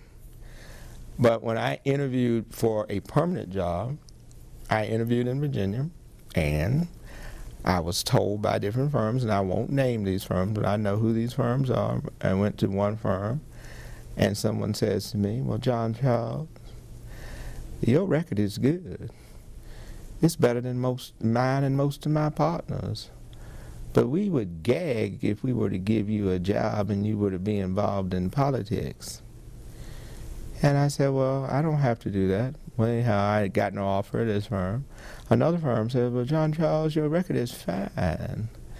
But we think if we were to give you a job, our clients would leave us. This is in the 70s. And I said, what?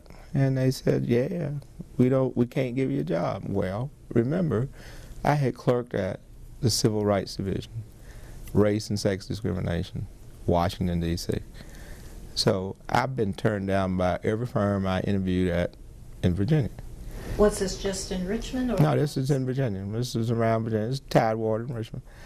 So I called the Justice Department, and I said, I can't get a job. And they said, let's see your grades. These are people I work with. So they see my grades, and they say, we've been waiting for this. We've heard black students say that they couldn't get a job at the white firms in Virginia. But when we compared their record largely to the other kids, we couldn't make the case. But if you let us, we will tie Virginia up in a consent decree. Well, before I tell them to go ahead, I called the dean of the UVA's law school, and I said, Dean Paulson, I'm not leaving Virginia. And I told him what I did. Well, the next thing I know, just out of nowhere, I get this invitation to come interview at Hunton and Williams. I actually had not applied to interview at Hunton and Williams, but I get this invitation to come interview at Hunton and Williams. I find out later that Paulson has gotten on the phone and called the leaders of all the big law firms in Virginia and has told them, somebody better give John Thomas a job, because if you don't, you're going to be in litigation for the next 10 years. And Hunton Williams is the one that called me. Did you find that to be a bit ironic, Well, given their I knew that Hunton and Williams had in the past, right, been involved in the Brown versus Board case. I knew who they were, and so yes, I don't know whether I thought it at that moment, but yes, probably somewhere in there I thought, isn't that something? So what do you think would have happened, and this is just speculative, if you had gone ahead and allowed the Justice Department to pursue this case? They would have done what they said they were going to do. They would have sued the big law firms in Virginia, and they probably would have gotten a consent decree saying that they would hire this and hire that, but it didn't turn out that way. It didn't go that far. Do you think it would have affected your legal career?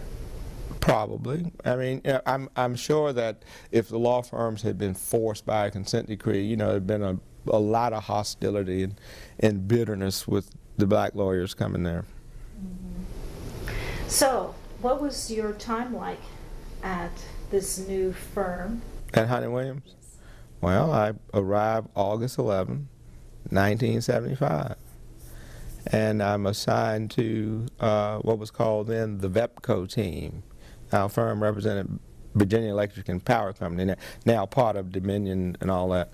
But I get put on the Developco team, and they're about to build a North Anna nuclear power plant. And I get assigned to working on research issues relating to North Anna. And electrical rates and all, the rates for buying electricity, all that. But at some point, litigation erupts over the building of the nuclear power plant. And they're sending as many young people as they can to help with the litigation, whether they were a litigator or not, which I wasn't. And so in that mix, I asked to become a litigator. I asked to leave the team that does the business work and become a litigator because I like what we're doing. So my very first lawsuit I ever worked on was the construction of the North Anna nuclear power plant, and the delays in the construction, and a big lawsuit involving that, which was probably the first lawsuit in Virginia history that used computers, because we had to track every single weld in the heavy welded structures that hold up something called the steam generator, which is where the nuclear water bathes piping that has regular water in it, which is super pressurized. It then turns into steam that blows the turbines. But if this heavy welded structure that holds it has cracks in it, then this generator can fall and the nuclear water can escape, all that. And so we have to show that there were defects in the welding in all these structures, and we have to track, one reactor cubicle C, weld number 135A, section 9, all that. And so we were there with punch cards and computers and control data, and nobody had done that before. So did that start your interest in computers and technology in that manner? I think I've always liked, the audio thing, but yes, we were there way early with the use of computers in litigation. And what were some other interesting cases that you think helped to put you in the spotlight as a lawyer? Well, let's see. And there came a time when there was a case for a client somewhere in Virginia, a banking issue, and I found out later that this client was afraid for me to be their lawyer in this part of Virginia for them because I was black. Now, what I saw at the time was that I get assigned this case, and the next thing I know, an older lawyer who is not a partner, but he's an associate, but he's senior to me, John Charles, you need some help on your case? No, I don't need any help. You sure you don't need some help on your case? I'm fine, I don't need any help. Why don't I help you on your case? So the next thing I know, this guy is going with me to this trial, and he does something, I do most of the trial and all that, and we win this case. But later I come to find out that what had happened, the story I was told was that this client was afraid to have this black lawyer for them up in some county in Virginia, and it might not have been a crazy idea. And so they were trying to take me off the case, and I was told that the firm said no. John Thomas is one of our strong young lawyers. He's going to be on the case, and to make the client happy, they send this guy to, you need any help on your cases. So what, the client didn't want a black attorney for fear that they would lose their case? Well, yeah. I mean, I think it was a lot of things. They would think, what is a white judge in this part of Virginia going to think about a black person coming into their court? People don't want risk, is what folks are often afraid of. So what were your experiences with some of these white judges throughout Virginia? I won cases. I can remember being out in Mecklenburg County, Virginia, Route 58 one time, and judge said something, and he said, young man, I think I'm going to rule against you. I don't believe that theory exists in Virginia, something I was saying. I said, but Your Honor, please, I just finished the University of Virginia Law School last year, and I promise you this is where they taught me that if you just give me a minute, I'll write you a brief and I'll show you it's Virginia law. Did you really? Oh, of course. And he said, well, okay, you're right. I still lost that case. But as it turns out, that case is the last case I argued at the Supreme Court of Virginia before I became a justice. It's so close to when I became a justice that it's in the volume just before I had my own decisions in it. It's called Ray versus Nolde. But I won that case on appeal. I lost at trial and won it back on appeal. And how often did you argue before the state Supreme Court? I was here all the time as a young lawyer. But at the time, I wasn't happy about it because in big law practice, it's deemed to be the real cool thing to be in federal litigation all over the United States. And I noticed, for whatever reason, that along the way, my white colleagues at the firm, you know, they were coming to work and they were jetting off and they were going, everybody's on these big federal cases. But I was getting all the Virginia cases. And I actually felt like I was being kind of relegated to the Virginia cases, but as it turns out, it made me go to Botetourt County, and go to Mecklenburg County, and go to Westmoreland County, and go to Roanoke, and go all over the state in Virginia practice. And then it made me do petitions for appeal, and to argue appeals, and all this kind of stuff in Virginia. So I was upset, but I'm sure God knew more. Why going to all those different counties? Why did that help you here? I learned Virginia. In other words, I was a real Virginia state lawyer, and I learned the state, and I learned the practice, and I learned the rules in the state because I had the state cases. Did you have any federal cases at all during that period? Maybe some part of one or two. I mean, like the big Bepco case, that was in federal court, but the other guys seemed to have, you know, a big docket of federal cases, but I had a predominant docket of Virginia cases. So I'm all over the state. Now, before you received the invitation to join the Supreme Court, the state court. That's not exactly how it's done, but right. Okay. And I'm leaving. We'll say receive the invitation, yes. Right. So tell me what happened and how you found out about it and how the process came into being for you. Well, the first thing that happens is I make partner in Hunton and Williams, and this is in 1982. And when I make partner in Hunton and Williams, all of a sudden there's news all over the country. There are articles about it because I didn't think much, you know, I didn't think of history. I just need a job, working hard.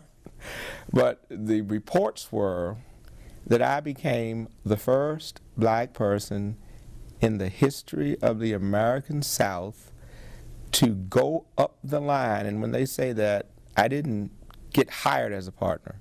I came from law school where you have to do everything from day one and cross the line, as they would say, to become a partner. So they say no other black person in the history of the South had done that from Washington to Texas until I did in 1982. So this makes news.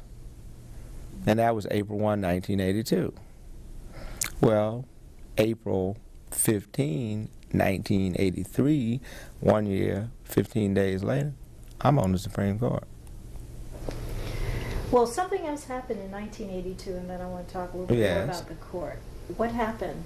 I met my wife and got married in 1982. Now tell us a little bit about your wife. My wife is Pearl Walden, Pearl Denise Walden from Suffolk, Virginia. And she was working, she was, well, I forget what her title was, but she was a special assistant to the governor, working on the Governor's Fellows Program when Chuck Robb was governor. Well, I go over to see Chuck Robb. I actually was going to see Chuck Robb because I was interested in being a member of the Board of Visitors of UVA. This is back whenever that was, in the 80s. And I go to see him, and I see this lovely young lady sitting there in one of the offices, and I go, hi, how to do?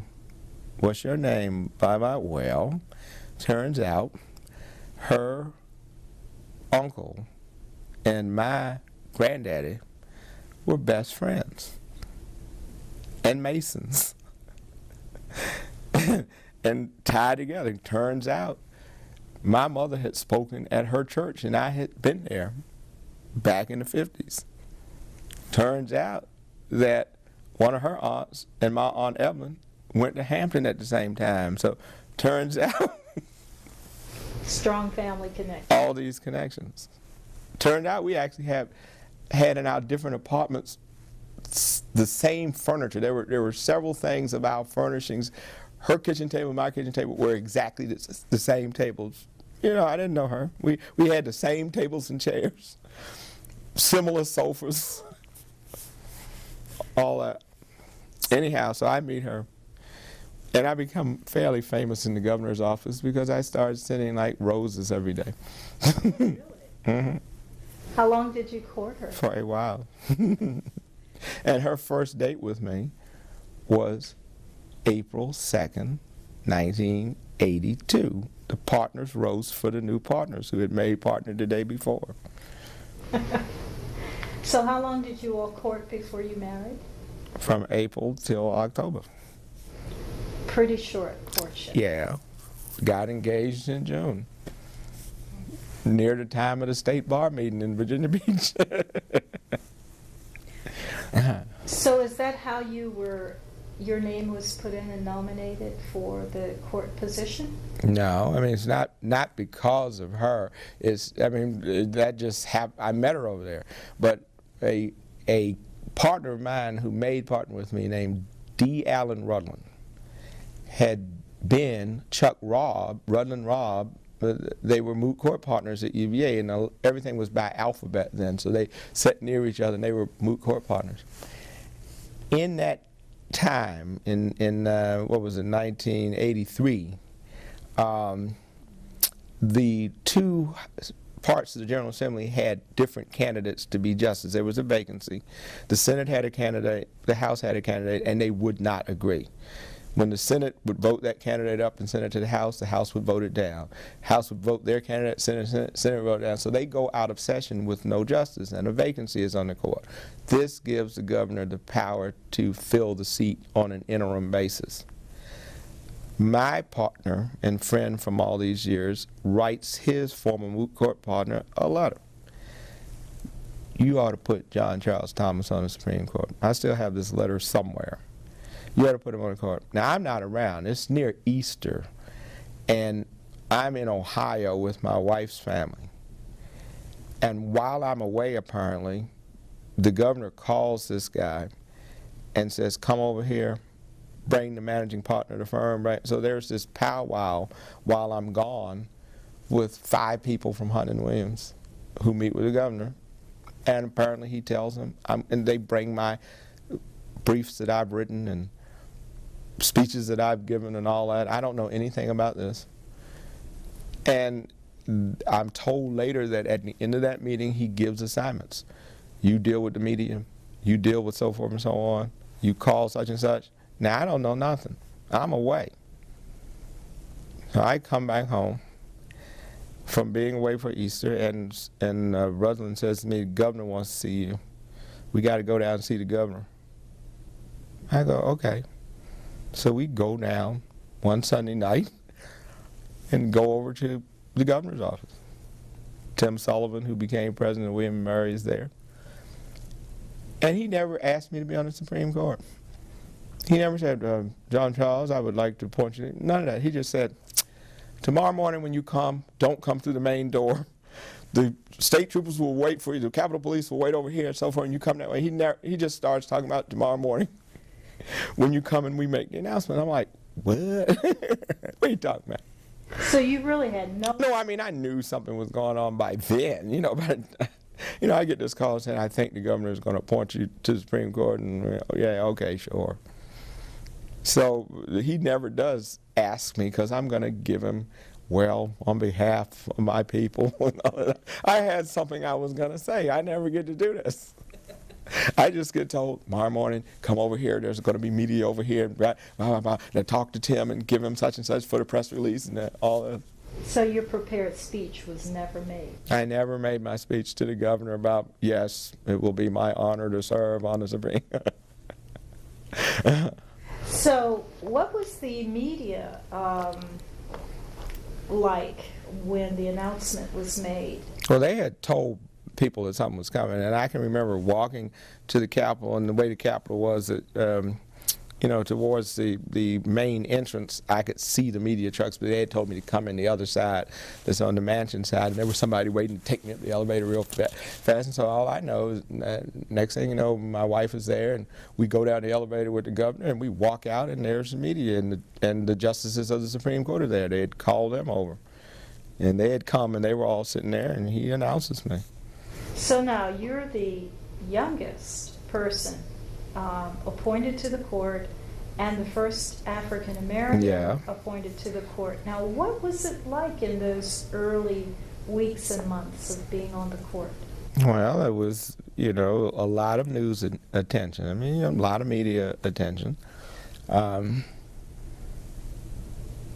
But not overwhelmingly so. I mean, you know, people were interested. I would walk down the street. The thing about me, by being black, I was the visible justice. And because it was a media event, people could see my face. I mean, most of the other justices were just not that well known unless you were a lawyer. But mine had the big splash, and so if I went to the grocery store, I know that's you. If I came down the street, horns would blow, people would wave, stuff, you know, and so I had to kind of get used to that kind of attention. People would recognize me because it was in the paper. Was there any reaction, positive or negative, from the other justices because you were getting all this attention? Oh, I don't know at that moment. You know, at that moment after I think the announcement was on the 11th of April. That was the press conference. And the 15th, I was over here. In 4 days, I wrapped up stuff at Hunton and Williams, packed up, and came over to the Supreme Court. And then I was sworn in probably the 25th. It was very fast. So what was your first case? Do you remember that? My first case was actually from Norfolk. Let me see if the... many times I can recall the name, but I was struck by the fact that it was a case from where I was born, and it involved the terminals, the boat terminals. But as I sit here right now, I can't remember the name of that first case, but it was from Norfolk. And the first decision I ever wrote was a Norfolk case. So did all the justices write decisions for every case, or was there a docket where people would get selected randomly? Well, by the time we had cases that were coming before the full court, they were set up that you would dispose of them by writing a decision. But there was a process before that where originally a person seeking review would file a thing called a petition for appeal. And at that stage, the other side would come back and, you know, say no, and, you know, opposition, and then that person would have an argument, an unopposed argument in front of 3 justices, which is what we call panels.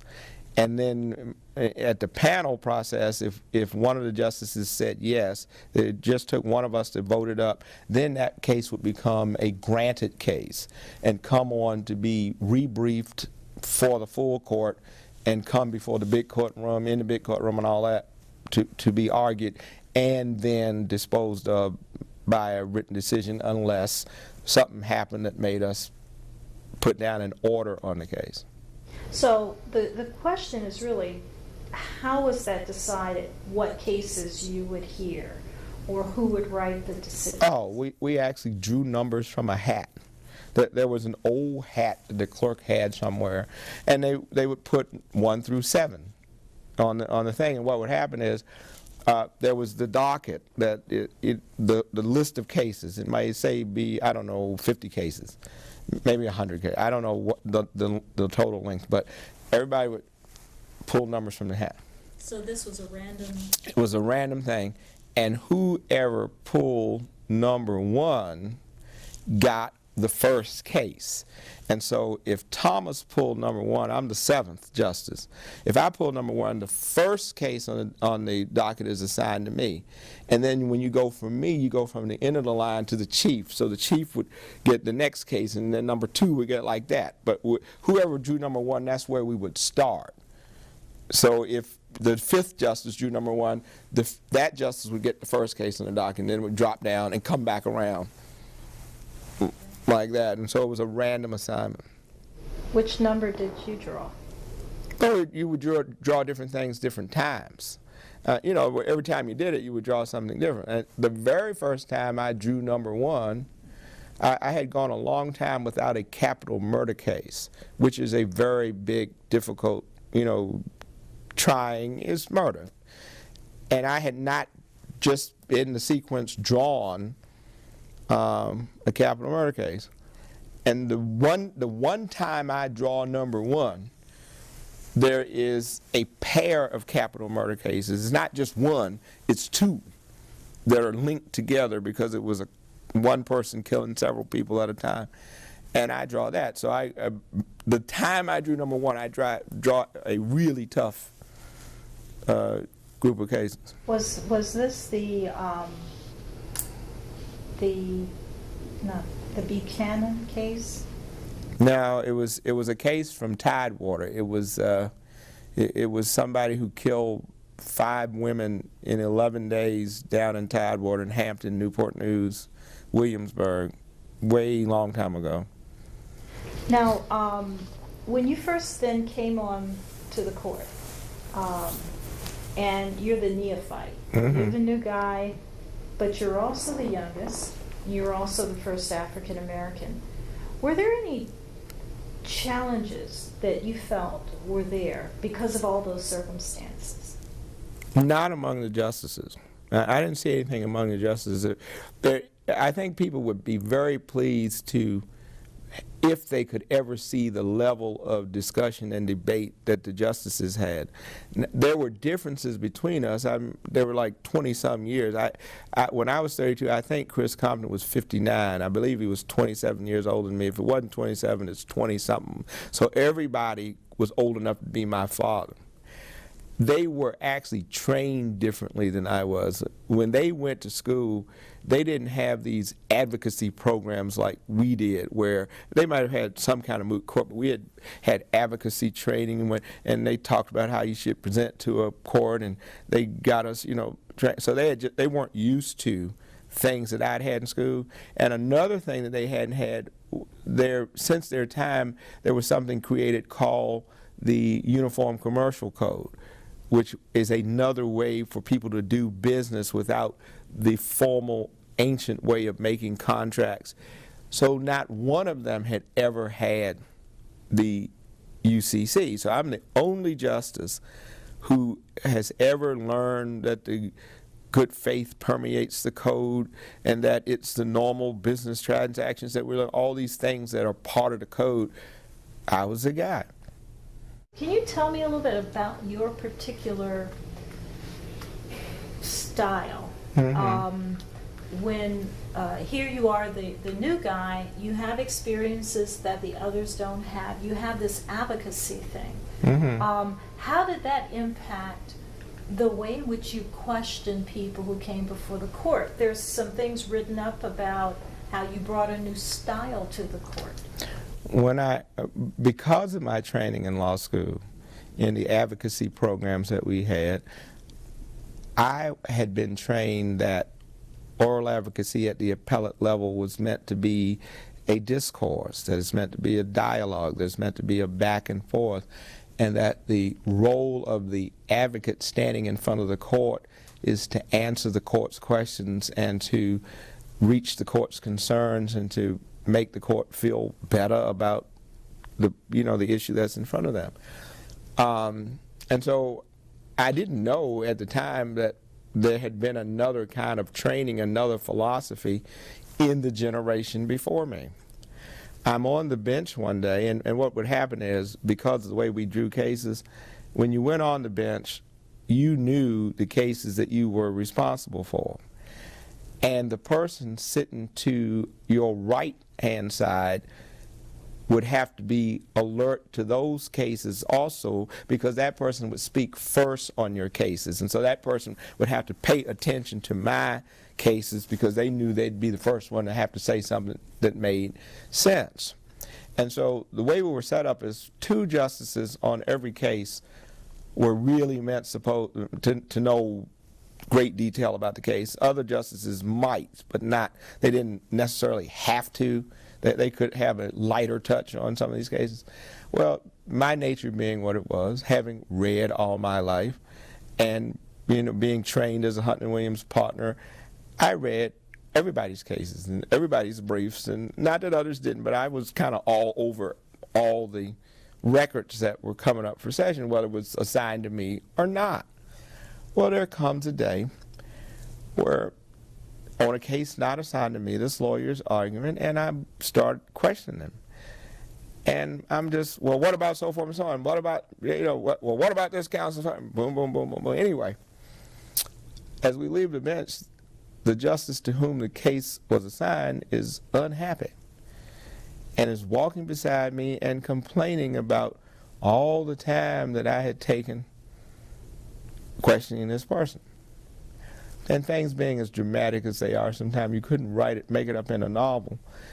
That justice had the case assigned to them, and he was saying things like, well, if some of y'all are going to keep walking beside me, if some people are going to keep asking so many questions, we're going to have to give the lawyers more time to make up for the questions some people are asking walking right beside me. Anyway, we get upstairs to the conference, and somebody points out, if that lawyer said so forth and so on, instead of writing a decision in this case, we can dismiss this case. And another justice says, well, John Charles asked him that, and that's exactly what he said. Play the tape. And they play the tape, and this guy, in response to one of my questions, basically gives up the ghost.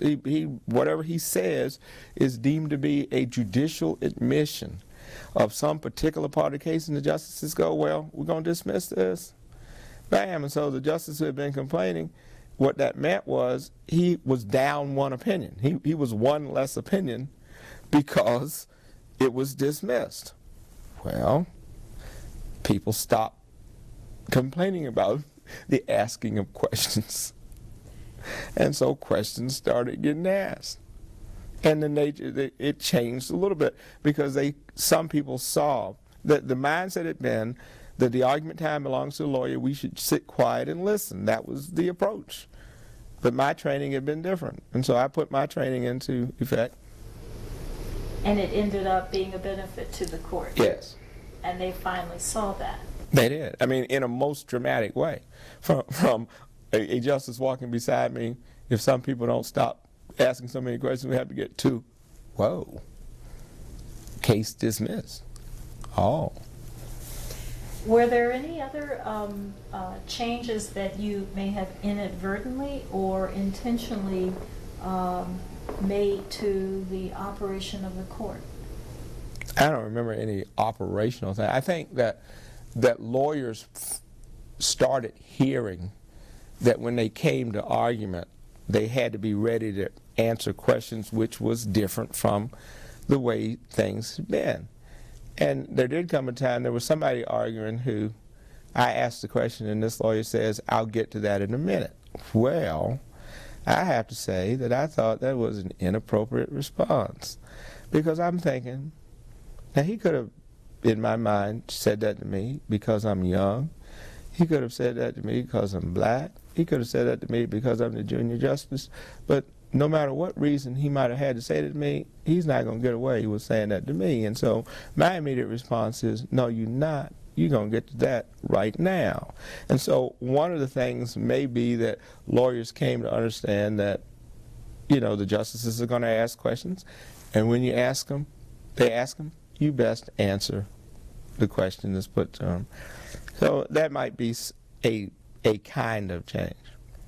Now, I know that now you are a big technocrat, but at the time when you came onto the court, what was the situation? Well, that was when I first got here. I mean, back in 1983, they still had typewriters. And, computers were not there yet. And I can remember the first big innovation being these MagCard typewriters that had some form memories and some kind of documents and, at least like the style at the top of the decision you could put into memory. And that was a big deal. And then computers do arrive at the Supreme Court of Virginia. And curiously enough, though I was the youngest justice, I rejected it. I wrote, the whole time I was here, I wrote all my decisions longhand in a fountain pen. And when I moved something around, I actually cut it with scissors and taped it back down on another sheet of paper. And I never really did computers the whole time I was at the court. I only kind of came to them later on. But the Chief Justice did. Chief Justice Carrico got into computers very early, and some of the other justices did too, but not the baby judge, not the newest one. I didn't do it. Why? I don't know why. I just liked my fountain pens. And so when you wrote you wrote a number of briefs while you were on the decisions, right. While you were on the court, and in writing those decisions, how did they get sent to the court? Were you in Richmond writing them? Did you go away and write them? How were they sent to the? Well, I would write them, at my house or here, but I mean they were prepared here. And then the first thing we did was we would send them to our, I forget what, the reporter of decisions, Professor Sinclair at UVA Law School. He would look at them and he would make suggestions about various formatting things. We use what we call the running folio style, which meant that the leader of the case had a certain style at the top, and the way we cited ourselves in the case went a certain way. So he would tell you things like that, and he would make various kind of technical suggestions, and then he would come back to you, and you might make his changes. Then you sent your draft to all the other justices, and we would get everybody's decisions. And so we would have the whole group of decisions, and you would go through, everybody would go through mine, I'd go through, and you mark them up. And you would suggest, paragraphing and changing this and doing that, and you would, whatever you want to say, boom, boom, boom, boom, boom, boom. And you put number on the front of the document. If you had made a mark on page 2, you would put 2, and then page 5, and then page 19, something like that. So, anyway. So how were these drafts transmitted to everyone? Were they couriered? Oh, well, yeah. I mean, that was before email and all that. But there would come a day when we would all be together again, and we would have opinion conference. And you would start with the chief's decisions, and you would go around and you would talk about it. Well, Chief, I think you ought to do so forth and so on. And somebody would say something, people might disagree, and you might even vote on it. Well, how many want me to do what John Charles says? How many want to do so forth and so on? And you would vote. Let's leave this. Let's take that out. And boom, boom, boom. And so then, at the end of the conference, sometimes you'd have marks that you didn't want to fight about. It might just be a comment. I mean, you just pass it in. But if there was something big in the decision, like, well, I don't think you used the right word, and you can't start that way, boom, then they would debate it. And they would do that to all of us, all around the table. Typically, when you were on the court, how many decisions did you all hear per year? Well, we sat 7 times a year, and in 6 of the sessions, other than the chief, the justices had 4 decisions apiece for the 6 sessions, and then a half load for the other session. The chief always had half load. And so we were looking, and then you have to read everybody's decisions. And so what would that be? 4 times, say like 28 decisions of your own per year, and then 28 from 5 others and 14 from another. So it's hundreds. But we had a huge backlog in my time. The time between getting final judgment at trial court and getting an answer from the Supreme Court of Virginia, which is now less than a year, was up to 3 and 4 years. And so we decided, because the ABA said that was a horrible standard, for justice to take that long, we went to fix the backlog by adding 1 decision to each justice. Well, you'd be amazed what that does to add one decision to each, because that means that it is 7 more decisions to read each time. And so the volume of work, you know, and what we did was, the way we were set up, we had so many weeks between sessions, which basically came out to a week apiece for each decision, and then so many weeks to read the next decisions. And so, but that schedule just got busted all to pieces as we tried to fix the backlog, and almost the whole time I was here was that effort to fix the backlog. Did that result in each of you having more assistants or more? No, we didn't have more. We always just had the one clerk, so it just made you work more. And did you have the same clerk the entire time you were on? No, I mean, your clerks rotated. You recruited at the law schools and such. Were there any particular characteristics that you wanted your clerk to have? I wanted my clerks to, I mean, you need a clerk who will push back. You know, they're young people, and they come here, you know, that's the Justice of the Supreme Court of Virginia, what can I tell them? But you've got to tell me. You've got to tell me if you think I'm wrong. You've got to tell me if you think I've misused the case or pushed it too far or said something that's not reasonable. You're the one who's got to stop me now before it gets out of here. And everybody doesn't have that temperament. So you've got to have somebody, you know, who is willing to debate. And you have to have people, I wanted folks who were open-minded. I didn't want people coming with an agenda who thought they knew the answer before they faced the problem, because my nature was more like, let's hear it. Let's see it. And I didn't come thinking, I know what I'm going to do if thus and so occurs, because I never did. How long did each of your clerks serve? A year. I forget when they came and went, but there was sometime in the summer, like June, and they would stay till the next June. The transition was somewhere in June. How long would it take you to interview? Well, we would go when the law schools open in September, and you know, sometime in there we'd pick somebody who would come for the next year. Mm-hmm. So that was quite time-consuming. Yeah. There were some justices who I understand didn't change every year. Well, that's probably right. Yeah, some people didn't, but I did, because I wanted to, you know, just see a new perspective.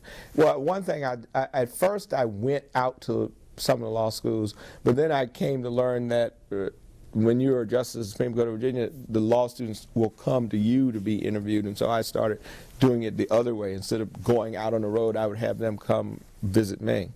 Did you find that the majority of your clerks were Virginia law graduates, or were they sprinkled around the country? They weren't around. They weren't Virginia, meaning UVA. They weren't all that school, but they were all from the state of Virginia, which would be Washington Lee, William and Mary, UVA. I mean, at the time, George Mason wasn't there. So you had a kind of a even spread, or? I can't remember now, but I certainly wasn't trying to like get one. I know I've probably had somebody from each of the Virginia law schools, is what I'm saying, but I wasn't aiming at, I only want somebody from here, I only want somebody from there. Well, I've taken up a lot of your time, but I do want to ask you, were there any cases that you heard that are particularly memorable or were particularly difficult or controversial? Well, they're all of the above. Well, I'm trying to think. There was one of the cases I wrote was about whether a man could ever be convicted of raping his wife. That was an issue. And some people said no, because when you're married, you're one, and so you can't rape theoretically you can't rape yourself. And they were basing it on what they thought was English law. Well, we had a case with that issue that was assigned to me. I actually can't think of the name as I sit here right now, but I wound up going back to English law and finding out that that general statement of English law had been misunderstood over the times, that there were situations in English law that despite the unity of marriage, there were separate estates in the woman and separate rights in the woman. But anyhow, after all this looking, we decide that in Virginia there could be situations where a man could be convicted of raping his wife. And that made some news, and I actually know that it got back to England because I knew someone who was from Oxford and who took my decision back, and it was discussed over at Oxford. Interesting. Did it end up impacting English law as well? I don't know. I mean, I was told that the response to the dons at Oxford was, oh, that's right, he's got it right. What about your tenure on the court? You were not, you did not serve the full 12 years. That's right. So yeah. Tell me a little bit about that. Well, I got sick. I had a brain tumor, and I had to leave. And what did you emotionally go through having to leave? It was hard to leave. I mean, it was a tearful time for some people. I can remember going into Chief Justice Carrico's chambers and turning in my ID and turning in my pass for the building and turning just here. That's it. I'm gone. You found out that it was not as the kind of situation that you had feared it would be. Well, I found it wasn't malignant. It wasn't cancer, but it's still a brain tumor. And so it still had to be taken out. And so, but they had, very dreary prognostication. You might be sitting in a rocking chair, barely knowing who you are, all that.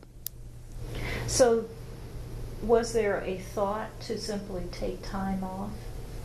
As it turned out, the state's health care plan just wasn't set up to take care of you with a serious illness like that, it seemed to me. And so I actually left and went back to the law firm where I had made partner, where I could come back under their medical coverage, the group. And so I left here October 31, 1989, and I was at the Mayo Clinic November 3rd. And how long did it take before the recovery process was complete? This went on for a while. I mean, I was declared cured in 2000. And since then you've started, or you've continued your career as an attorney? Oh yeah, I went back to Hunton and Williams, and for I think 2 years I didn't come back to the Supreme Court, just to stay away.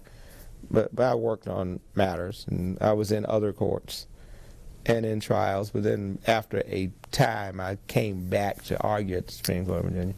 So do you still have the objective of becoming governor of the state? No, I've given up on that. I've gotten older now, and I know you can't do everything.